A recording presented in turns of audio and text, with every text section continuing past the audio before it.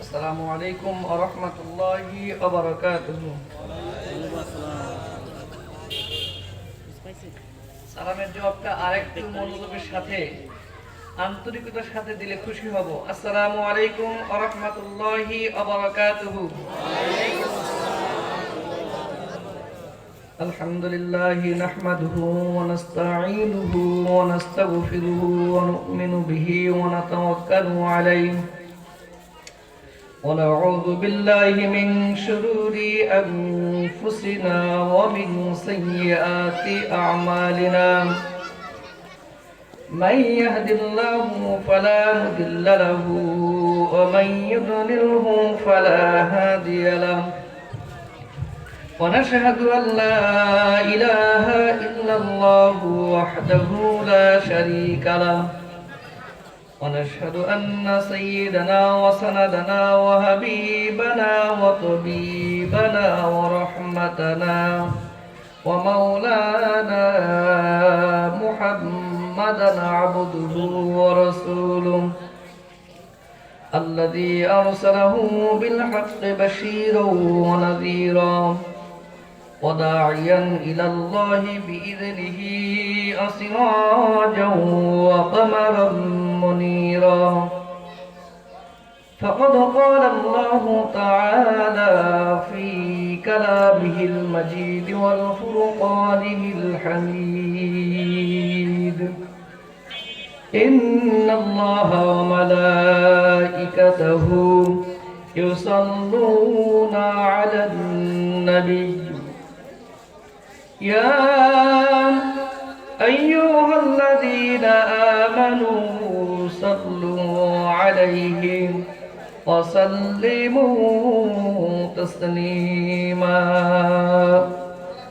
اللهم صل على محمد وعلى آل محمد ورشوي اللهم صل على محمد وعلى آل محمد كما صليت على إبراهيم وعلى آل إبراهيم إنك حميد مجيد اللهم بارك على محمد وعلى آل محمد كما باركت على إبراهيم وعلى آل إبراهيم إنك حميد مجيد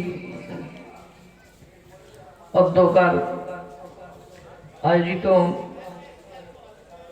বাংলাদেশের ঐতিহ্যবাহী জেলা বেলকুচির কলাগাছি পূর্বপাড়া আল ইত্তিহাদুল যুব সংগঠনের উদ্যোগে উপস্থিত বিরাট তাফসিরুল কোরআন মাহফিলের সম্মানিত সভাপতি সাহেব, বেলকুচি উপজেলা আওয়ামী লীগের কার্যকরী সদস্য জনাব মোহাম্মদ শাহাদত হোসেন শামীম ভাই, উপস্থিত আজকে মাহফিলের সম্মানিত প্রধান অতিথি দৌলতপুর ডিগ্রি কলেজের জিবি সদস্য জনাব মোহাম্মদ শাহিন রেজা ভাই সহ আজকে মাহফিলের সম্মানিত ওলামায়ে কেরাম, ফুজালায়ে ইজাম, আমার সামনে দিনদার পরহেজগার ইসলাম প্রিয় আল্লাহ প্রেমিক ভাইরা বসে আছেন। হযরত ওমর ফারুক রাদিয়াল্লাহু তাআলা আনহুর উত্তরসূরি যুবক ভাইরা, পর্দার আড়ালে আম্মাজান হযরত আয়েশা সিদ্দিকা রাদিয়াল্লাহু তাআলা আনহার উত্তরসূরি সম্মানিতা মা এবং বোনেরা, সকলের প্রতি আমার আন্তরিক সালাম। আসসালামু আলাইকুম ওয়া রাহমাতুল্লাহি ওয়া বারাকাতুহু। আমরা সর্বপ্রথম ওই মহান আল্লাহ রাব্বুল আলামিনের দরবারে লাখ কোটি শুকরিয়া আদায় করছি, যে মহান আল্লাহর একান্ত মেহেরবানিতে আমরা শারীরিক সুস্থতার সাথে মানসিক সুস্থতার সাথে আমাদের ব্যক্তি জীবন, পারিবারিক জীবন, সামাজিক জীবন জান্নাতমুখী করার লক্ষ্যে কোরআন থেকে হাদিস থেকে কিছু গুরুত্বপূর্ণ নসিহতমূলক কথা বলা এবং শোনার তৌফিক পেলাম, এজন্য সকলে বলি আলহামদুলিল্লাহ। আর একটু মুহাব্বতের সাথে বলি আলহামদুলিল্লাহ। লাখ কোটি দরুদ এবং সালাম পেশ করছি বিশ্বনবী হুজুর পাক সাল্লাল্লাহু আলাইহি ওয়াসাল্লামের প্রতি, যে রাসূলের আদর্শ এবং আনুগত্যের মধ্যে ইহকালীন শান্তি এবং পরকালীন মুক্তির পথ নিশ্চিত, সেই রাসূলের প্রতি লাখ কোটি দরুদ এবং সালাম পেশ করছি। সকলে পড়ি সাল্লাল্লাহু আলাইহি ওয়াসাল্লাম। আলোচনার শুরুতেই আমরা রূহের মাগফিরাত কামনা করছি। আমাদের পিতা মাতা, দাদা দাদি, নানা নানি, আত্মীয় স্বজন, পাড়া প্রতিবেশী, সমাজের মধ্য থেকে যারা অন্ধকার কবরে শুয়ে আছেন, আল্লাহ সুবহানাহু ওয়া তাআলা যেন তাদের জীবনের সব ভুলগুলো, অপরাধগুলো, গুনাহগুলো মাফ করে দিয়ে জান্নাতুল ফেরদাউসে মেহমান বানিয়ে দেন। সকলে পড়ি আমিন। সম্মানিত হাজিরিন, আমরা আজকে এমন একটি ক্লান্তিময় সময় এখানে উপস্থিত। একদিকে গোটা পৃথিবীর অমুসলিম সম্প্রদায়গুলো, হিন্দু, বৌদ্ধ, খ্রিস্টান, সকলে কাঁধে কাঁধ মিলিয়ে, হাতে হাত মিলিয়ে মুসলমানদেরকে বেঈমান করে কবরে পাঠানোর ষড়যন্ত্রে ব্যস্ত, ঠিক কিনা বলেন? পাশাপাশি গোটা বিশ্ব আজ প্যান্ডামিক সময়, মহামারীর সময় অতিক্রম করছে, যেইখানে চারদিকে লাশের মিছিল, আক্রান্তের মিছিল। ঠিক এমন একটি পরিস্থিতি আল্লাহ সুবহানাহু ওয়া তাআলা আমাদেরকে সুস্থ রাখছেন, এতে আমরা খুশি না বেজার? আর একটু মহব্বতের সাথে বলেন, খুশি না বেজার? যদি আমরা সত্যিকার অর্থেই খুশি হয়ে থাকি, আলোচনার শুরুতে আবারও মহব্বতের সাথে আমরা অন্তরে অন্তরস্থল থেকে ওই মহান আল্লাহ রাব্বুল আলামিনের দরবারে আবারও কালেমাতুশ শুকরিয়া আদায় করব। যে মহান রব, যে মহান মুনিব আমাদেরকে সুস্থ রেখেছেন, সকলে করি আলহামদুলিল্লাহ। সম্মানিত হাজিরিন, আজকে আলোচনা করব আমরা বাংলাদেশের ৯৭ থেকে ৯৫ জন মানুষ নিজেদেরকে মুসলমান বলে দাবি করি, ঠিক কিনা বলেন? কিন্তু এই ঈমান দিয়ে দুনিয়ার জীবনে শান্তি এবং পরকালীন জীবনে মুক্তি পাওয়া সম্ভব কিনা? আমরা নিজেরা ঈমানদার নিজেদেরকে দাবি করি ঠিক, কিন্তু সত্যিকার অর্থেই আমাদের মধ্যে সেই ঈমান কতটুকু থাকা দরকার আর কতটুকু আছে, এই বিষয়ে আলোচনা করব ইনশাআল্লাহ। সম্মানিত হাজিরিন, আলোচনার শুরুতে আপনাদের কাছে প্রশ্ন রাখতে চাই। সকলে কণ্ঠস্বর মিলে এক বাক্যে উত্তর দিবেন, আমার প্রিয় মাতৃভূমির নাম কি? জোরে বলেন সবাই, আরো জোরে। বাংলাদেশ। গোটা পৃথিবীতে আল্লাহ রাব্বুল আলামিন যতগুলো রাষ্ট্রের অস্তিত্ব দিয়েছেন, প্রাকৃতিক লীলাভূমি, যে সমস্ত রাষ্ট্রে আল্লাহ অফুরন্ত নিয়ামত দিয়ে ধন্য করেছেন, তার মধ্যে অতীব গুরুত্বপূর্ণ একটি রাষ্ট্র হলো বাংলাদেশ। বলেন আলহামদুলিল্লাহ। কেমনে? এদেশে আল্লাহ কি নিয়ামত দেন নাই? গোটা পৃথিবীতে যতগুলো কয়লা খনি আছে, তার মধ্যে এশিয়া মহাদেশের মধ্যে সবচেয়ে সর্বাধুনিক, সবচেয়ে দামি যে কয়লা খনি, এটা আল্লাহ রাব্বুল আলামিন বাংলাদেশের মানুষকে দান করছেন। বলে সুবহানাল্লাহ। এদেশে রয়েছে মৎস্য সম্পদ, এদেশে রয়েছে খনিজ সম্পদ, এদেশে রয়েছে প্রাকৃতিক সম্পদ, যাতে করে এই দেশের মানুষগুলো আল্লাহর এই নিয়ামতগুলো ভোগ করে দুনিয়ার জীবনে একটি শান্তিপূর্ণ, একটা নিয়ামতময় জীবন পার করতে পারে। বলেন আলহামদুলিল্লাহ। এর মধ্যে সবচেয়ে গুরুত্বপূর্ণ যে সম্পদ আল্লাহ রাব্বুল আলামিন আমাদেরকে দান করেছেন, তার মধ্যে অন্যতম একটা হলো মানব সম্পদ। কি সম্পদ? মানব সম্পদ।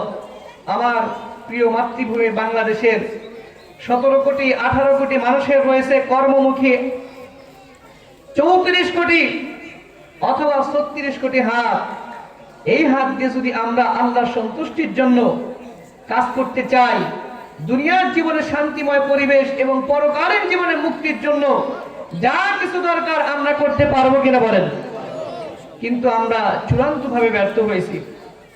আজকে হাজারো নিয়ামতে ভরা বাংলাদেশ, এই দেশটাকে নষ্ট করে দেওয়ার জন্য, এই দেশটার সম্পদ কেড়ে নেওয়ার জন্য, এই দেশের শান্তি শৃঙ্খলা বিনষ্ট করার জন্য কিছু শকুনের কালো দৃষ্টি আমাদের প্রতি প্রতিনিয়ত পর্যবেক্ষণ করতেছে, ঠিক কিনা বলেন? এর থেকে বাঁচতে হলে আমাদের মূল চেতনা থেকে ফিরে আসতে হবে। ইমানদারের যে বৈশিষ্ট্য, এই বৈশিষ্ট্যগুলো আমাদের মধ্যে তৈরি করতে হবে। এখন দেখি ইমানদার কাকে বলে, আর সেই ইমানের বৈশিষ্ট্য বা গুণাবলী আমাদের মধ্যে আছে না নাই। তার পূর্বে আমি দৃষ্টি আকর্ষণ করবো, যারা মাহফিলের দায়িত্বে রয়েছেন, ছোট্ট ছোট্ট বাচ্চা চারদিকে কিচির মিচির করে শব্দ করতেছে, দৌড়াদৌড়ি করতেছে, এদেরকে একটু বসিয়ে দেন, অথবা একটু দূরে দিয়ে খেলাধুলা করুক, আলোচনা শুনতে এবং পড়তে যেন কষ্ট না হয়, ঠিক কিনা বলেন? মাহফিল শুরুর আগে এই মাহফিলের গুরুত্ব নিয়ে একটি কথা বলতে চাই। কারণ হলো, আজকে এখানে মাহফিল প্রায় হাজার হাজার মানুষের কানে এই দাওয়াত পৌঁছেছে কি পৌঁছে নাই বলেন?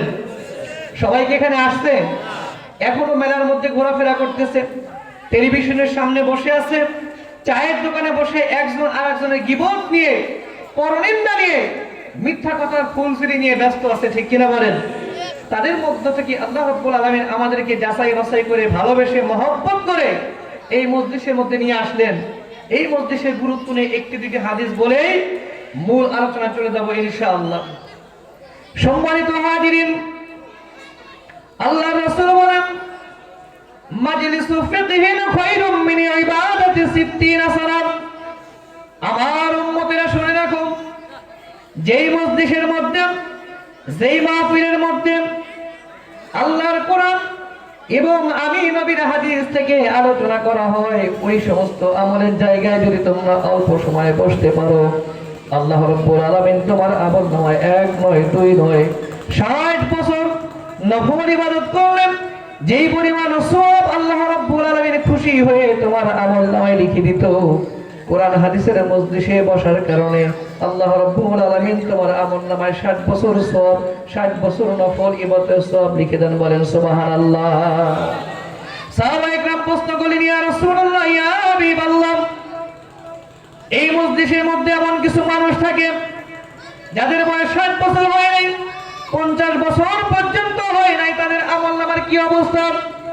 আল্লাহ রাসূল বলেন, আমার সাহাবীরা শুনে রাখো, আমার উম্মতেরা শুনে রাখো, 60 বছর হওয়া লাগবে না, 50 বছর হওয়া লাগবে না, 60 বছর নফল ইবাদতের সওয়াব আল্লাহ তোমার আমলনামায় লিখে দিবেন। কোরআনের মর্যাদার কারণে, উলামায়ে কিরামের মর্যাদার কারণে, মজলিসের বসার কারণে আল্লাহ রাব্বুল আলামিন তোমার বয়স যদি 20 বছর হয়, তোমার বয়স যদি 30 বছর হয়, তারপরেও এই মজলিসের বরকতের কারণে আল্লাহ রাব্বুল আলামিন পূর্ণ 60 বছর নফল ইবাদতের সওয়াব তোমার আমলনামায় লিখিয়ে দিয়ে তোমাকে ধন্য করবেন, বলেন সুবহানাল্লাহ।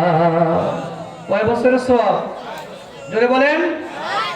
শুধু তাই নয়, আল্লাহ রাসূল বলেন, যেই মজলিসে কোরআন থেকে আলোচনা করা হয়, যেই মজলিস থেকে হাদিস থেকে আলোচনা করা হয়, ওই মজলিস তোমার দৃষ্টিতে সাধারণ কোনো মজলিস হতে পারে, কিন্তু আল্লাহ রাব্বুল আলামিন এই মজলিসের এত গুরুত্ব, এই মজলিসের এত মর্যাদা দিয়ে থাকেন, মাজালিসুল কোরআন, মাজালিসুল্লাহ সুবহানাহু ওয়া তাআলা, আও কামা ক্বালা আলাইহিস সালাতু ওয়াস সালাম।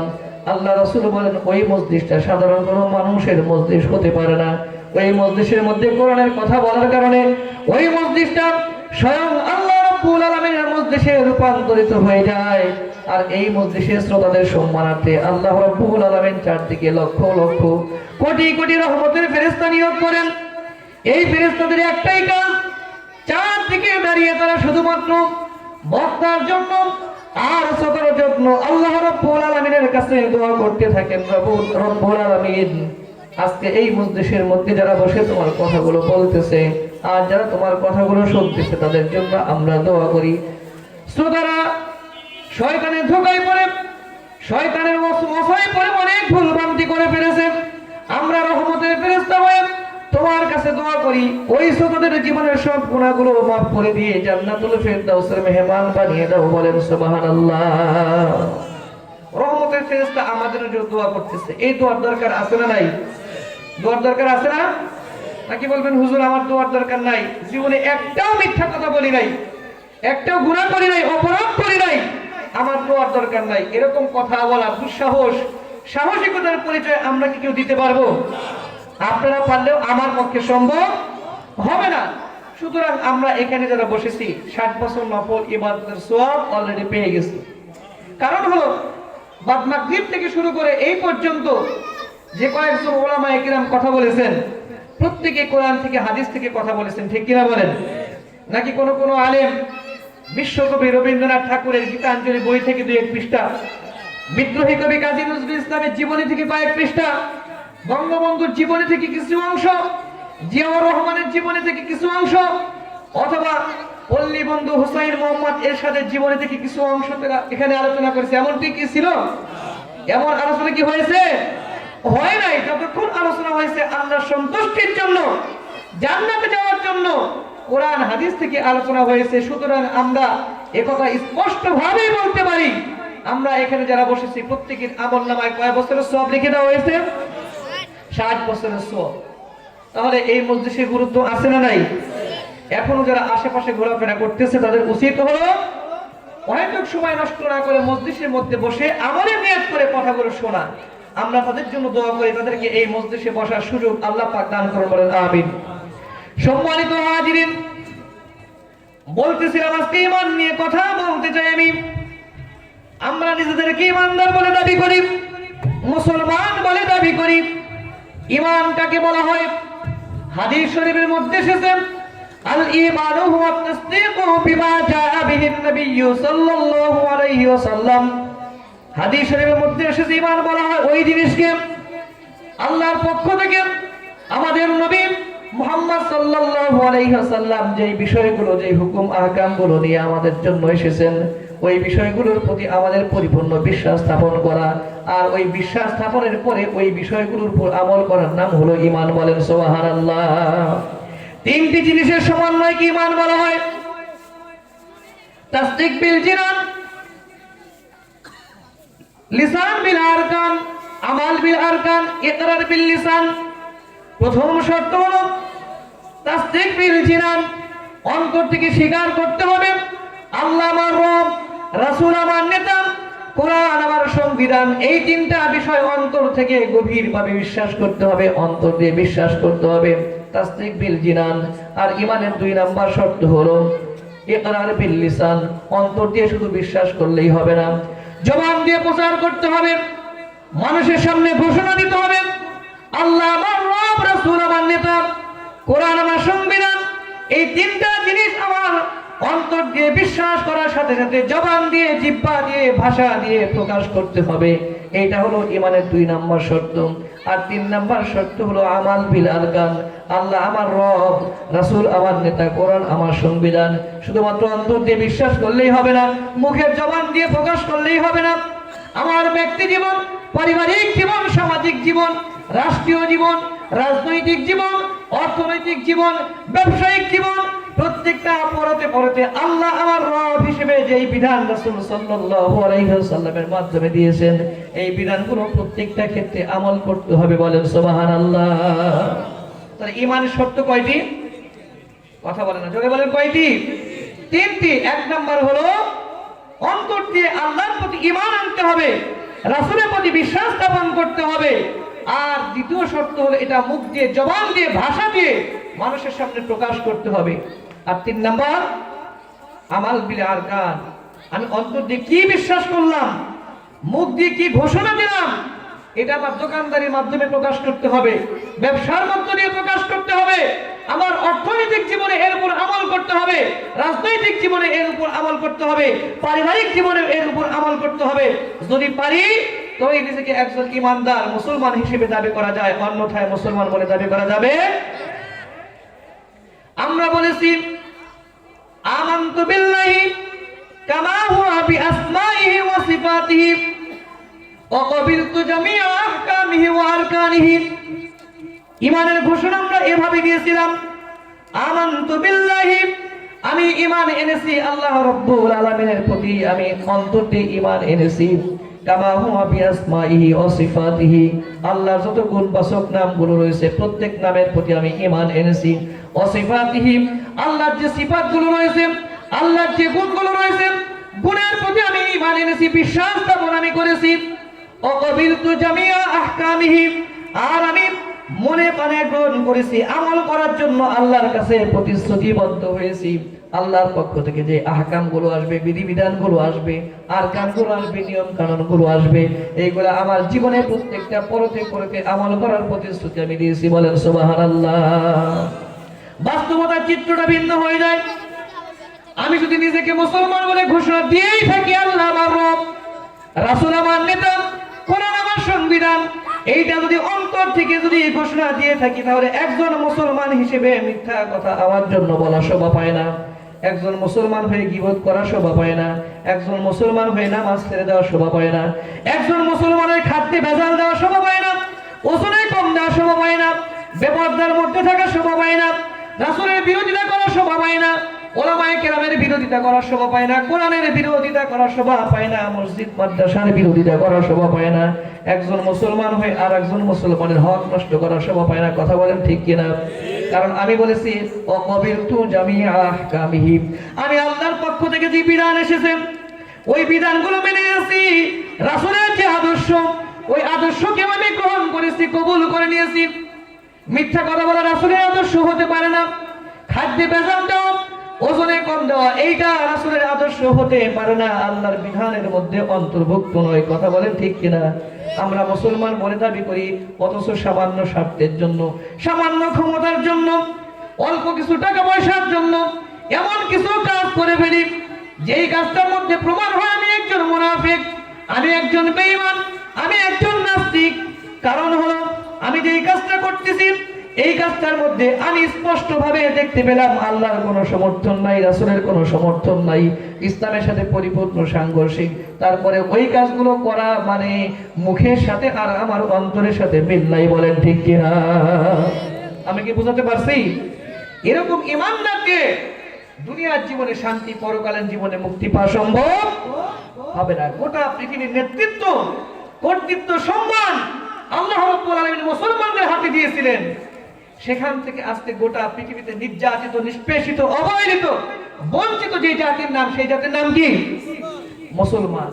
কারণ কি? মুসলমানের যে বৈশিষ্ট্য থাকা দরকার, মুসলমানের মধ্যে যে চরিত্রগুলো থাকা দরকার, সেটা আমার বাস্তব জীবনে পরিলক্ষিত হয় না, দেখা পাওয়া যায় না। যার কারণে আল্লাহর পক্ষ থেকে গজব, আল্লাহর পক্ষ থেকে লানত, অভিশাপ আমাদের উপর আসতেছে। কথা বলেন ঠিক কিনা? আরে জোরে বলেন ঠিক কিনা? এবার আসেন ঈমানদার কাকে বলে। আরেকটি হাদিস দিয়ে ঈমানের সংজ্ঞা জানতে চাই।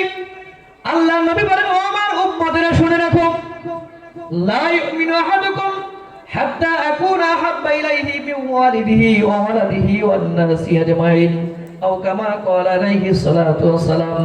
আল্লাহর নবী বলেন, ও আমার উম্মতেরা শুনে রাখো, তুমি যত বড় ঈমানদার নিজেকে দাবি করো, যত বড় মুফতি দাবি করো, যত বড় পীর নিজেকে দাবি করো, যত বড় হাজী গাজী যা কিছুই দাবি করো না কেন, ততক্ষণ পর্যন্ত নিজেকে মুমিন হিসেবে ঘোষণা দিতে পারো না, ততক্ষণ পর্যন্ত নিজেকে ঈমানদার বলে দাবি করতে পারো না, যতক্ষণ পর্যন্ত তোমার পিতামাতা, তোমার সন্তান সন্ততি, আত্মীয় স্বজন, নেতা নেত্রী, দুনিয়ার জাগতিক সমস্ত সম্পদের চাইতে আমি নবীর প্রতি মহব্বত বেশি প্রদর্শন করতে না পারবে, ততক্ষণ পর্যন্ত তুমি নিজেকে ঈমানদার বলে দাবি করতে পারবে না। বলেন সুবহানাল্লাহ। এই হাদিস থেকে যদি আমরা একটু হিসাব নিকাশ করি, আমার ঈমানের অবস্থা স্পষ্ট জানা যায় কি যায় না? বাস্তবতা দেখা যায় আমার নবীর চাইতে নেতার প্রতি মহব্বত বেশি, আমার নবীর চাইতে নেত্রীর প্রতি মহব্বত বেশি হয়ে গেছে। ইসলামের চাইতে, নবীর চাইতে আজকে দলের প্রতি মহব্বত বেশি হয়ে গেছে, বড় ভাইদের প্রতি মহব্বত বেশি হয়ে গেছে। আজকে আমার নেতা চুরি করে, ডাকাতি করে, ছিনতাই করে, মানুষ হত্যা করে, মানুষ গুম করে, খুন করে, অন্যের সম্পদ নষ্ট করে বেড়ায়। আমার নেতা নেত্রী আজকে, আমার নেতা নেত্রী আজকে, সমাজের নেতৃবৃন্দ আজকে রাস্তার ইট বালু পর্যন্ত চুরি করে সাবার করে ফেলে দেয়। গরিব অসহায় মানুষের ত্রাণের চাল চুরি করে, ডাল চুরি করে, তেল পর্যন্ত চুরি করে, টিন পর্যন্ত চুরি করে। কিন্তু নেতার বিরুদ্ধে কথা বলা যায় না। কথা বলেন ঠিক কিনা? নেতার বিরুদ্ধে কথা বললে মামলা আছে না নাই? আরো জোরে বলুন, আছে না নাই? শিরকের বিরুদ্ধে আজকে কথা বলা যায় না, বিদআতের বিরুদ্ধে কথা বলা যায় না, ইসলাম বিদ্বেষী কর্মকাণ্ডের বিরুদ্ধে কথা বলা যায় না। যদি শিরকের বিরুদ্ধে কেউ কথা বলতে চায়, আজকে মানুষের গায়ে লাগে, মানুষ কথা বলতে চায় না, গলা টিপে ধরতে চায়, কথাগুলো বন্ধ করে দিতে বলে। কিন্তু আল্লাহ রাসূলের বিরুদ্ধে প্রতিনিয়ত মানুষ অপকর্ম করতেছে, আল্লাহ রাসূলের বিরুদ্ধে প্রতিনিয়ত মানুষ অপবাদ দিতেছে, তাদের কোনো সমস্যা নাই। বলেন ঠিক কিনা? জোরে বলুন ঠিক কিনা? আজকে মুসলমানের সন্তান হয়ে রাসূলের চরিত্র নিয়ে কথা বলে, তাদের কোনো শাস্তি নাই, তাদের বিরুদ্ধে কোনো অ্যাকশন নাই। অথচ চোরের বিপক্ষে, ডাকাতের বিপক্ষে, ছিনতাইয়ের বিপক্ষে, ধর্ষণকারীর বিপক্ষে কথা বললে আলেমদের মুখ বন্ধ করতে চায় কি চায় না? জোরে বলুন, চায় কি চায় না? রাগ করতেছেন? বিরক্ত হচ্ছেন? এটা হলো ঈমানের পরিচয় তুলতে গিয়ে, ঈমানের পরিচয় দিতে গিয়ে বললাম। হাদিসটা আরেকবার রিপোর্ট করি। আল্লাহ রাসূল বলেন, লা ঈমানা লিমান লা আমানাতা লাহু ওয়ালা দীনা লিমান লা আহদা লাহু, আও কামা ক্বালা আলাইহিস সালাতু ওয়াস সালাম। আল্লাহ নবী বলেন, ও আমার উম্মতরা, তোমরা শুনে রাখো, ঈমানদার কাকে বলা হয়, একজন মুমিন ব্যক্তি কাকে বলা হয়, তার মধ্যে দুইটি বৈশিষ্ট্য থাকবে। এক নম্বর বৈশিষ্ট্য হলো তার মধ্যে আমানতদারির গুণ থাকতে হবে। যদি দেখো কোন ব্যক্তির মধ্যে, কোন নেতার মধ্যে, কোন হুজুরের মধ্যে, কোন আলেমের মধ্যে, কোন মুসলমানের সন্তানের মধ্যে আমানতদারিতার গুণ নাই, আল্লাহ রাসূল বলেন, লা ঈমানা লিমান লা আমানাতা লাহু। যেই ব্যক্তির মধ্যে, যেই মুসলমানের মধ্যে, যেই ঈমানদারের মধ্যে আমানতদারিতার গুণ থাকবে না, সাধারণভাবে সে ঈমানদার বলে দাবি করতে পারে, কিন্তু আমি নবীর ভাষায় তার মধ্যে ঈমানের বিন্দু মাত্র নাই। ঈমানের বিন্দু মাত্র না থাকার কারণে আমি নবীর ভাষায় সেই ব্যক্তিটা বেঈমান। বলেন নাউজুবিল্লাহ। তাহলে বোঝা যায়, আমরা নামাজ পড়ি, রোজা রাখি, হজ করি, যাকাত দিই, নিজেকে ঈমানদার বলে দাবি করি, কিন্তু এমন কিছু বৈশিষ্ট্য, এমন কিছু খারাপ দিক আমাদের মধ্যে আছে, যার কারণে ঈমানদার রাসূলের ভাষায় আর বলা সম্ভব, যার কারণে আল্লাহ রহমত এই শতকরা 95 জন মুসলমানের দেশ থেকে আল্লাহ উঠিয়ে নিচ্ছেন। ঠিক কিনা বলেন? আল্লাহ রাসূল বলেন, ওয়ালা দীনা লিমান লা আহদা লাহু। ওই ব্যক্তির মধ্যে ঈমান নাই, ওই ব্যক্তির মধ্যে দ্বীন নাই, ধর্ম নাই, ইসলাম নাই, যেই ব্যক্তি অপর ব্যক্তির কাছে ভালো কাজের প্রতিশ্রুতি দিয়ে অঙ্গীকারাবদ্ধ হয়ে অঙ্গীকারটা ভঙ্গ করে ফেলে দেয়, আমানতটা নষ্ট করে। এক নম্বর খারাপ বৈশিষ্ট্য হলো মুসলমান আমানত নষ্ট করে, আমানতের খেয়ানত করে। আর দুই নাম্বার হলো ওয়াদা দিয়ে শপথ করে শপথটা ভঙ্গ করে।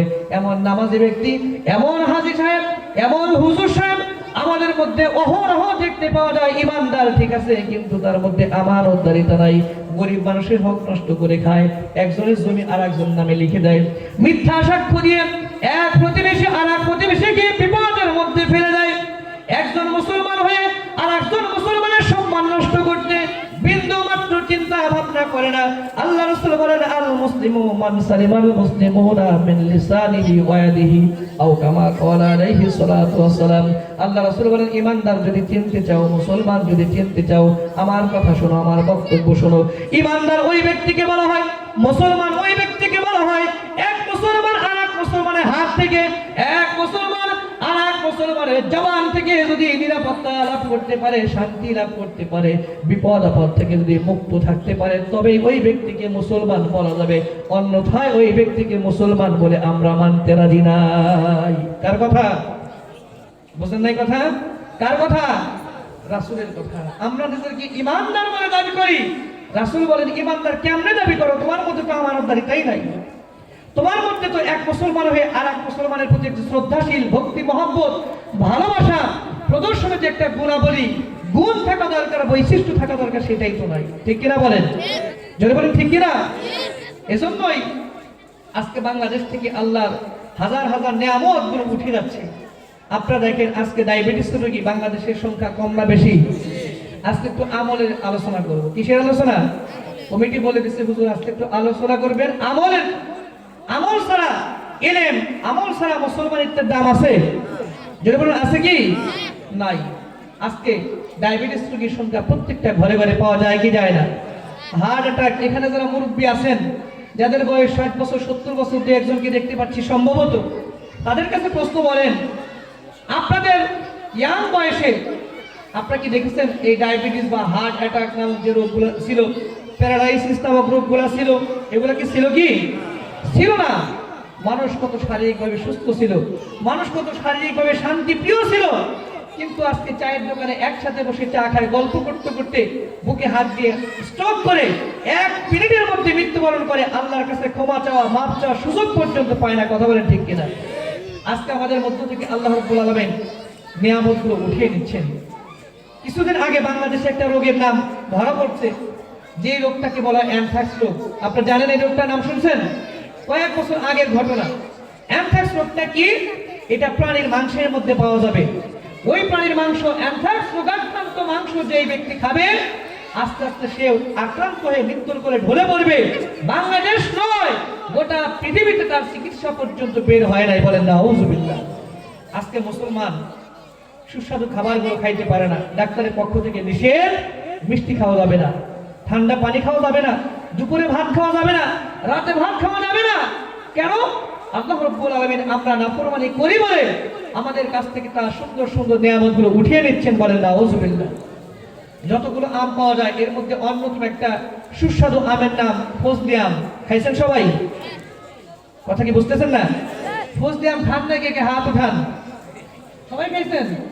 ফজলি আম সুস্বাদু একটা আম, যে খান নাই আমার সাথে যোগাযোগ করে, আমি খাওয়াবো। আমার শ্বশুরবাড়ি এলাকা রাজশাহীতে সবচেয়ে বেশি আম হয় এই ফজলি আম। দেখেন এই ফজলি আমটা উপরে এত সুন্দর কালার, কিন্তু যখন কাটতেছেন, কাটার পরে এর মধ্যে ক্ষুদ্র ক্ষুদ্র ছোট্ট ছোট্ট অসংখ্য পোকা দিয়ে ভরে দিয়েছেন কে? কারণ আমরা আল্লাহ নাফরমানি লিপ্ত। আমরা ইমানদারের বৈশিষ্ট্য থেকে আজকে আমরা অনেক দূরে চলে গেছি, যার কারণে এই আমের মধ্যে আল্লাহ অসুখ বিসুখ ঢুকিয়ে দিয়েছেন। পৃথিবীর সমস্ত মেডিকেল সায়েন্টিস্ট ঐক্যবদ্ধভাবে ঘোষণা করেছেন, পৃথিবীতে মানুষের যত খাদ্য খাবার আছে এর মধ্যে সবচেয়ে আদর্শ খাবারের নাম কি জানেন? কেউ জানেন না? শিক্ষিত ভাইরা আছেন, যুবক ভাইরা আছেন, আপনারা তো জানার কথা। আদর্শ খাবার বলা হয় দুধকে। এই দুধের মধ্যে এখন আর্সেনিক পাওয়া যায়।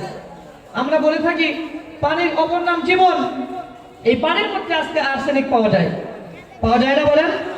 আর্সেনিককে বলা হয় সাইলেন্ট কিলার, নীরব ঘাতক বলা হয়। আর্সেনিক আক্রান্ত যদি কোনো ব্যক্তি হয়ে যায়, এই রোগটাও প্রতিরোধ করার মতো যে মেডিসিন দরকার, সেই মেডিসিন আজকে পর্যাপ্ত পরিমাণ পৃথিবীতে আবিষ্কার হয় নাই। রাজশাহী বিশ্ববিদ্যালয়ের গবেষকরা, কৃষি অনুষদের গবেষক যারা ছিলেন, তারা আবিষ্কার করেছেন দুধের মধ্যে আর্সেনিক পাওয়া যায়। সাংবাদিকরা প্রশ্ন করছেন দুধের মধ্যে কেমনে আর্সেনিক আসলো?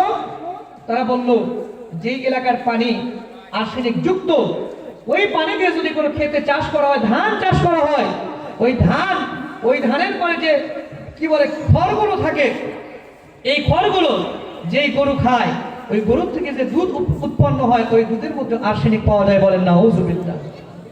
বলেন তো আজকে যারা মুরব্বী আছেন, 40 বছর 50 বছর আগে কি আর্সেনিক পাওয়া গেছে? এরকম খবর কি শুনছিলেন? শোনেন নাই। কারণ আজ থেকে 40-50 বছর আগে মানুষ এত নাফরমান ছিল না, ঠিক কিনা বলেন? মানুষ এত বেঈমান ছিল না, এত খুন, ধর্ষণ, হত্যা, লুটতরাজ এই সমস্ত অপকর্ম ছিল না, যার কারণে আল্লাহ নিয়ামতগুলো রেখেছিলেন। কিন্তু আজকে দিন যত আগাচ্ছে, নিজেরা যত আপডেট মনে করি, নিজেদেরকে শিক্ষিত মনে করি, তত আল্লাহর লানত আমাদের উপর নাযিল হচ্ছে। কেন? শিক্ষার দোহাই দিয়ে, আধুনিকতার দোহাই দিয়ে, প্রযুক্তির দোহাই দিয়ে আমরা এমন নিকৃষ্ট অপকর্মে লিপ্ত হই, আইয়ামে জাহিলিয়াতের যুগকে হার মানাই। বলেন নাউজুবিল্লাহ। প্রশ্ন আসতে পারে, কেমনে আমরা আইয়ামে জাহিলিয়াতের যুগকে হার মানিয়ে দিলাম?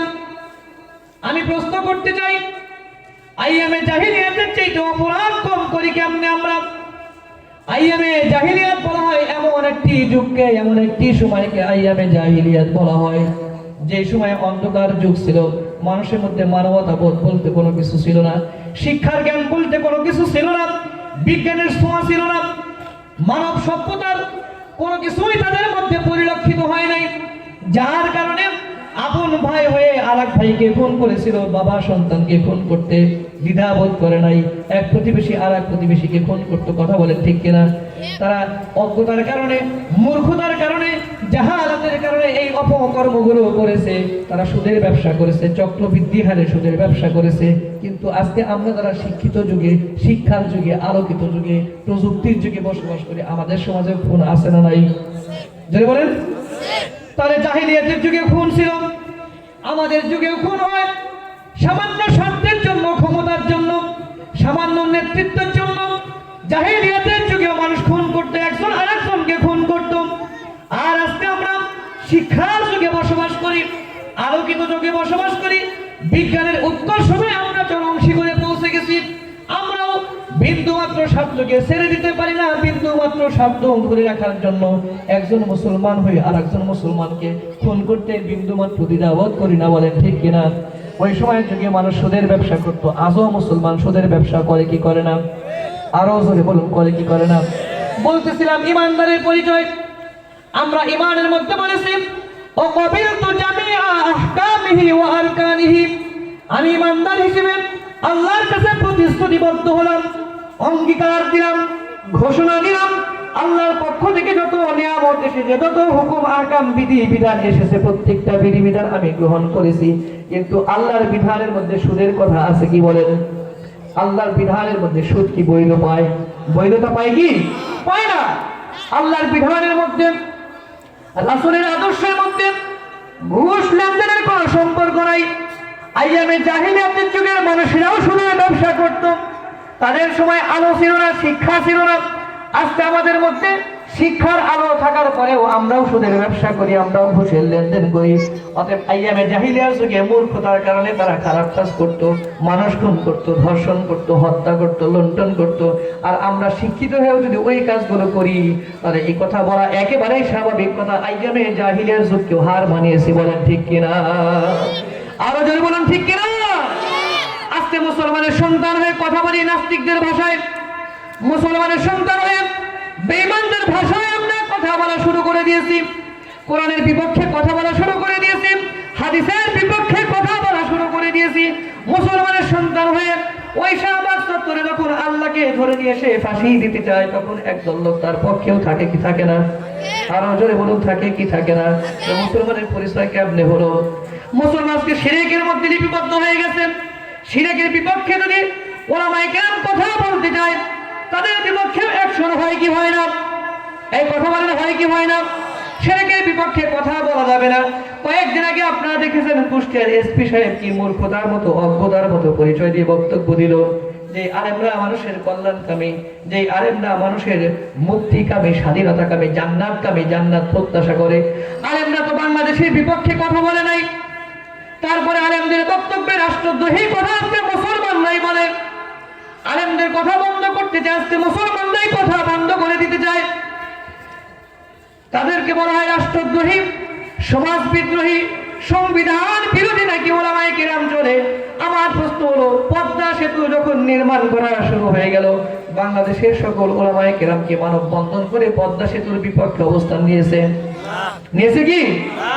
যখন ব্রিজ কালভার্ট শুরু হয়ে গেল, রাস্তাঘাট যখন 2 লেন থেকে 4 লেন রাস্তাঘাট উন্নতির দিকে চলে যেতে শুরু করলো, বাংলাদেশের ওলামায়ে কেরাম কি ঐক্যবদ্ধ হয়ে কি এই যে দেশের উন্নতি, এই উন্নতির বিপক্ষে কি তারা মানববন্ধন কখনো করেছে?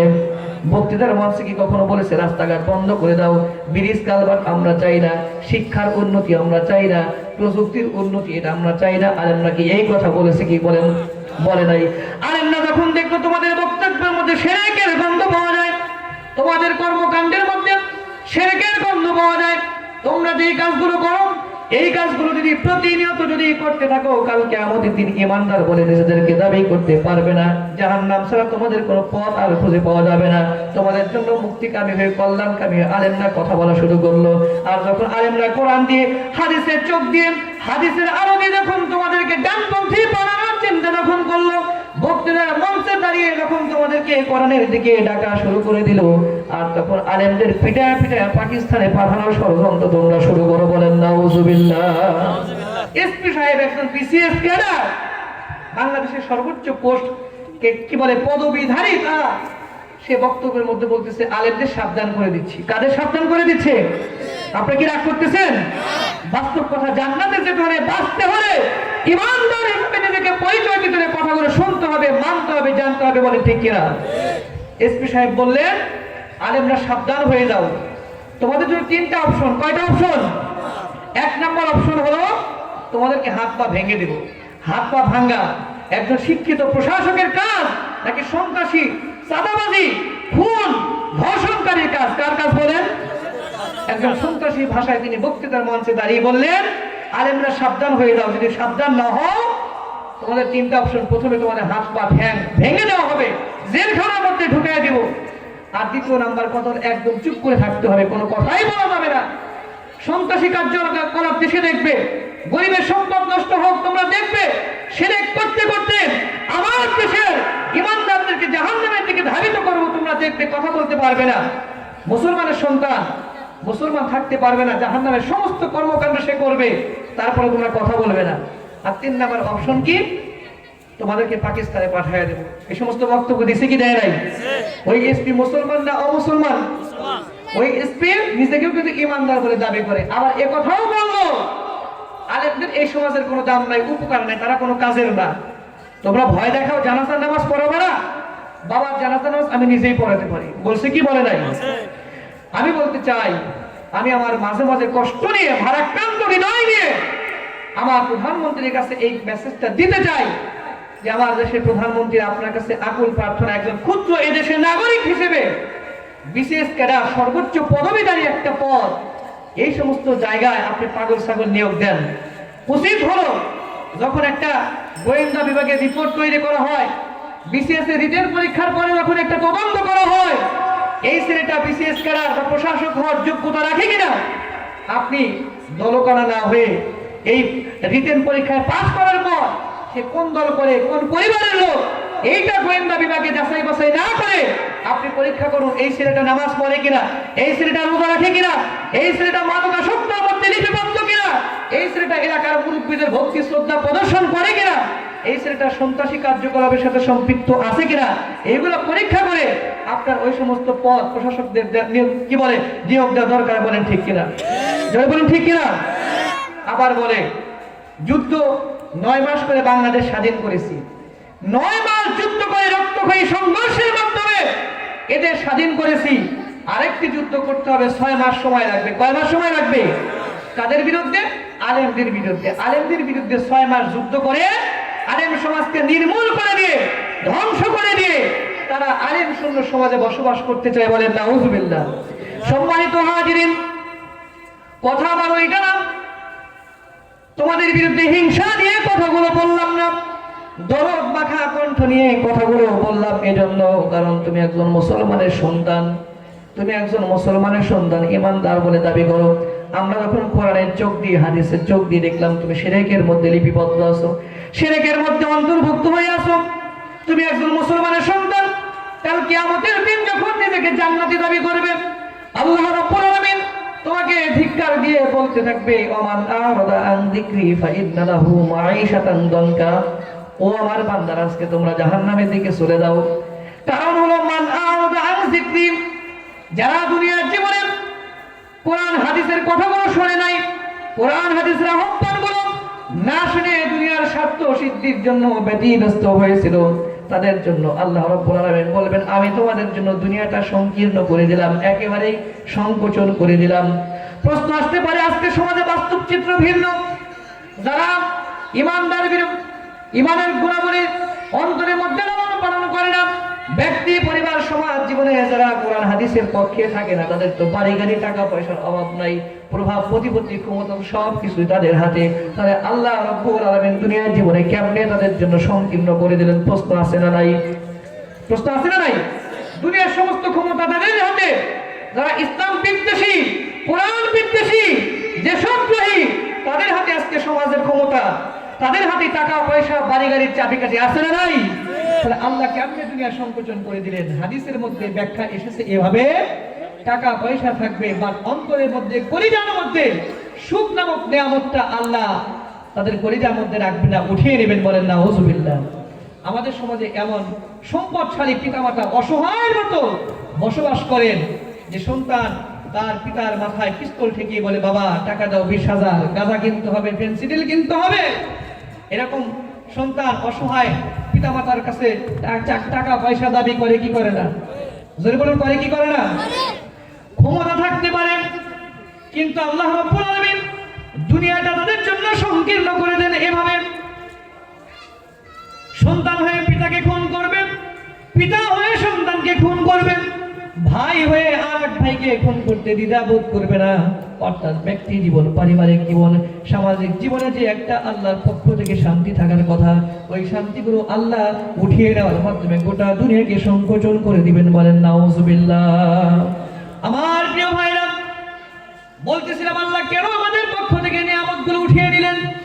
কারণ হলো আজকে আমরা তুমি মাথায় দেই নিজেকে ইমানদার বলে দাবি করি, কয়েকটি দাড়ি রেখে নিজেকে ইমানদার বলে ঘোষণা দেই, 5 ওয়াক্ত নামাজ পড়ে নিজেদেরকে ইমানদার বলে ঘোষণা দেই, কিন্তু আল্লাহ রাসূল বলেন না না না, নামাজ পড়লে ইমানদার হওয়া যায় না, হজ করলে ইমানদার হওয়া যায় না, যাকাত দিলে ইমানদার হওয়া যায় না। ইমানের এমন কিছু সূক্ষ্ম সূক্ষ্ম দিক আছে, ওই দিকগুলো যদি তুমি ছেড়ে দাও, ইমানদার মধ্য থেকে খারিজ হয়ে যাবে, তোমার মধ্যে ইমানের বৈশিষ্ট্য থাকবে না। যার কারণে কাল কিয়ামতের দিন আমল নামায় দেখবে রোজার সওয়াব শূন্য, যাকাতের সওয়াব শূন্য ইত্যাদি দেখতে পাবে। তখন আফসোস করে করে বলতে থাকবে, আল্লাহ আমি তো দুনিয়ার জীবনে নামাজ ছেড়ে দেই নাই, দুনিয়ার জীবনে রোজা ছেড়ে দেই নাই, হজ করেছি যথাযথ নিয়মে, কিন্তু আজকে সওয়াব গেল কোথায়? তখন আমল নামা তোমার হাতে দেওয়া হবে, আফসোস করতে বলতে বলবে মালি হাযাল কিতাব লা ইগাদিরু সগীরাতাও ওয়ালা কাবীরাতান ইল্লা আহসাহা। এটা কেমন আমলনামা? এই আমলনামার মধ্যে সূক্ষ্ম সূক্ষ্ম ভালো কাজও উল্লেখ আছে, খারাপ কাজও উল্লেখ আছে। রাতের আধারে মোবাইলে কথা বলতাম, রাতের আধারে অন্যায়ের মধ্যে লিপিবদ্ধ ছিলাম, রাতের আধারে মানুষের আয় থেকে মানুষকে কষ্ট দিয়েছিলাম, একেবারে গোপনে একজন প্রতিবেশী আর এক প্রতিবেশীর বিপক্ষে অবস্থান নিয়ে গীবত করেছিলাম, মিথ্যাচার করেছিলাম, সেই সূক্ষ্ম কথাটা তো আজকে আমার আমলনামার মধ্যে লিখিত রয়েছে। বলেন সুবহানাল্লাহ। আমার ভাইরা, আমরা যদি নিজেকে ইমানদার বলে দাবি করি, রাসূল যেই মত এবং পথ, যেই আদর্শের উপর অবিচল ছিলেন, আমার ব্যক্তি জীবন, পারিবারিক জীবন, সামাজিক জীবন, সেই আমলে, সেই আদর্শ এবং আমলের মধ্যেও থাকা দরকার আছে না নাই? আরো জোরে বলুন, আছে না নাই? রাসূলের মুখে দাঁড়িয়ে ছিল, আজকে মুসলমান ইমানদারের মুখে দাঁড়িয়ে নাই। তাহলে কেমনে আমরা রাসূল প্রেমিক হলাম? এখানে যারা উপস্থিত, এই যে 4 বছর পর পর বিশ্বকাপ ফুটবল খেলা হয়, এই খেলা দেখি কি? হাত উঠান তো দেখি, হাত উঠান না। বিশ্বকাপ ফুটবল দেখেন না কেউ? হাত উঠান না, কে কে দেখেন? আমরা যারা ফুটবল খেলা দেখি, এদের মধ্যে কেউ আর্জেন্টিনার ভক্ত, এদের মধ্যে কেউ ব্রাজিলের ভক্ত, ফ্রান্সের ভক্ত, জার্মানির ভক্ত। এইটা শুধু আমরা মুখ দিয়ে বলেই ক্ষান্ত হই না। আমি মাঝে মধ্যে আর্জেন্টিনার ভক্ত এটা প্রকাশ করার জন্য আমার বাড়ির গাছের ডালের মধ্যে আর্জেন্টিনার পতাকা উড়ায় দেয়। কথা বলেন ঠিক কিনা? আমি মাঝে মাঝে বাজার থেকে 100 টাকা 200 টাকা দিয়ে ব্রাজিলের জার্সি কিনে গায়ে দিয়ে পরি। মাঝে মাঝে চুল কাটার সময় মেসির মতো, রোনালদোর মতো টাকলো মার্কা চুলের কাটিং দেই। এর মাধ্যমে আমি এটাই প্রমাণ করতে চাই, ও আমার এলাকাবাসী, তোমরা ব্রাজিলের সমর্থক, কিন্তু আমি কিন্তু আর্জেন্টিনার সমর্থক। কারণ হলো এর প্রমাণ স্বরূপ আমার বাড়িতে আর্জেন্টিনার পতাকা উড়াইয়া দিছি। বলেন ঠিক কিনা? আমি কিন্তু ব্রাজিলের সমর্থক, এর প্রমাণ স্বরূপ আমার গায়ে দেখো ব্রাজিলের জার্সি, আমার মাথার চুল দেখো টাকলা মার্কা কাটিং আমি দিয়েছি। এর মাধ্যমে আমি প্রমাণ করতে চাই আমি কিন্তু মেসি নাকি মাসির ভক্ত। বলি কি বলি না? আমার ইমানদার ভাইরা, আমি এই কথাটি আপনাদের সামনে উপস্থাপন করতে চাই। আমরা যদি প্রকৃতপক্ষে নবীর আদর্শবান হয়ে থাকি, ইমানদার হয়ে থাকি, আল্লাহ রাসূলের আদর্শ গ্রহণ করতে থাকি, আমার মাথায় টুপি রাখার দরকার আছে না নাই? আমার মুখে মুষ্টিবদ্ধ দাড়ি রাখার দরকার আছে না নাই? গায়ে সুন্নতি লিবাসের দরকার আছে না নাই? আজকে আমার মুখে দাড়ি নাই, আমি আর রামকৃষ্ণ, আমি আর কেবল একজন হিন্দু মানুষ, একই চেহারা, দেখে বোঝা যায় না কে হিন্দু, কে মুসলমান, কে ইমানদার আর কে ইমানদার নয়, বোঝা যায় না। তাহলে এই ঠুনকো মার্কা ভাঙা আসরা ইমান নিয়ে কাল কিয়ামতের দিন কেমনে আল্লাহ রাসূলের সামনে ইমানদার বলে দাবি করব? দাবি করা যাবে কি? আরে জোরে বলেন, যাবে কি? আমি আওয়ামী লীগের দল করি, কিন্তু আমি ধানের শীষের মিছিল নিয়ে ঘুরে বেড়াই, বিএনপির জনসভার মধ্যে মঞ্চে গিয়ে বসে থাকি, বিএনপি ধানের শীষের মার্কা আমি বাড়ি বাড়ি প্রচার করে লাগিয়ে দেই, এমনকি আমার পকেটের সাথে কোটের সাথে ধানের শীষের সিল লাগিয়ে দেই।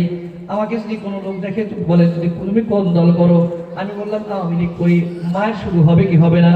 আরে বেটা, তুই আওয়ামী লীগ করস, কিন্তু তোর গায়ের সাথে তো সিল মারা ধানের শীষের।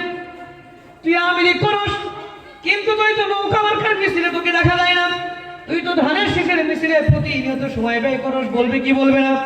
আমি নিজেকে নবীর দলের দাবি করি, কিন্তু আমার মুখে দাঁড়িয়ে নাই, নিজেকে ইসলামী ব্যক্তি বলে মনে করি, মাথায় টুপি রাখতে পারি না, কিন্তু খ্রিস্টানদের ক্যাপ মার্কা টুপি ব্যবস্থা আমাদের মাথায় হয় কি হয় না? আরো জোরে বলুন, হয় কি হয় না?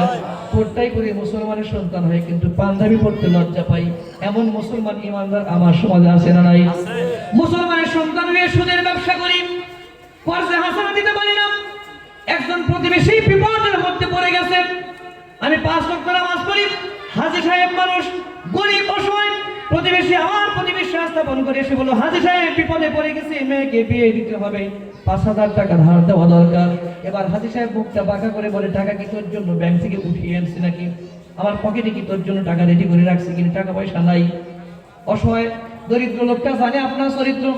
হাজী সাহেব হতে পারেন, মুসল্লি হতে পারেন, কিন্তু আপনার চরিত্র সম্পর্কে সে ভালো করে জানে। হাজী সাহেবের এই রাগান্বিত কারো মুখ দেখে সে বুঝে গেছে আপনি কি বলতে চান।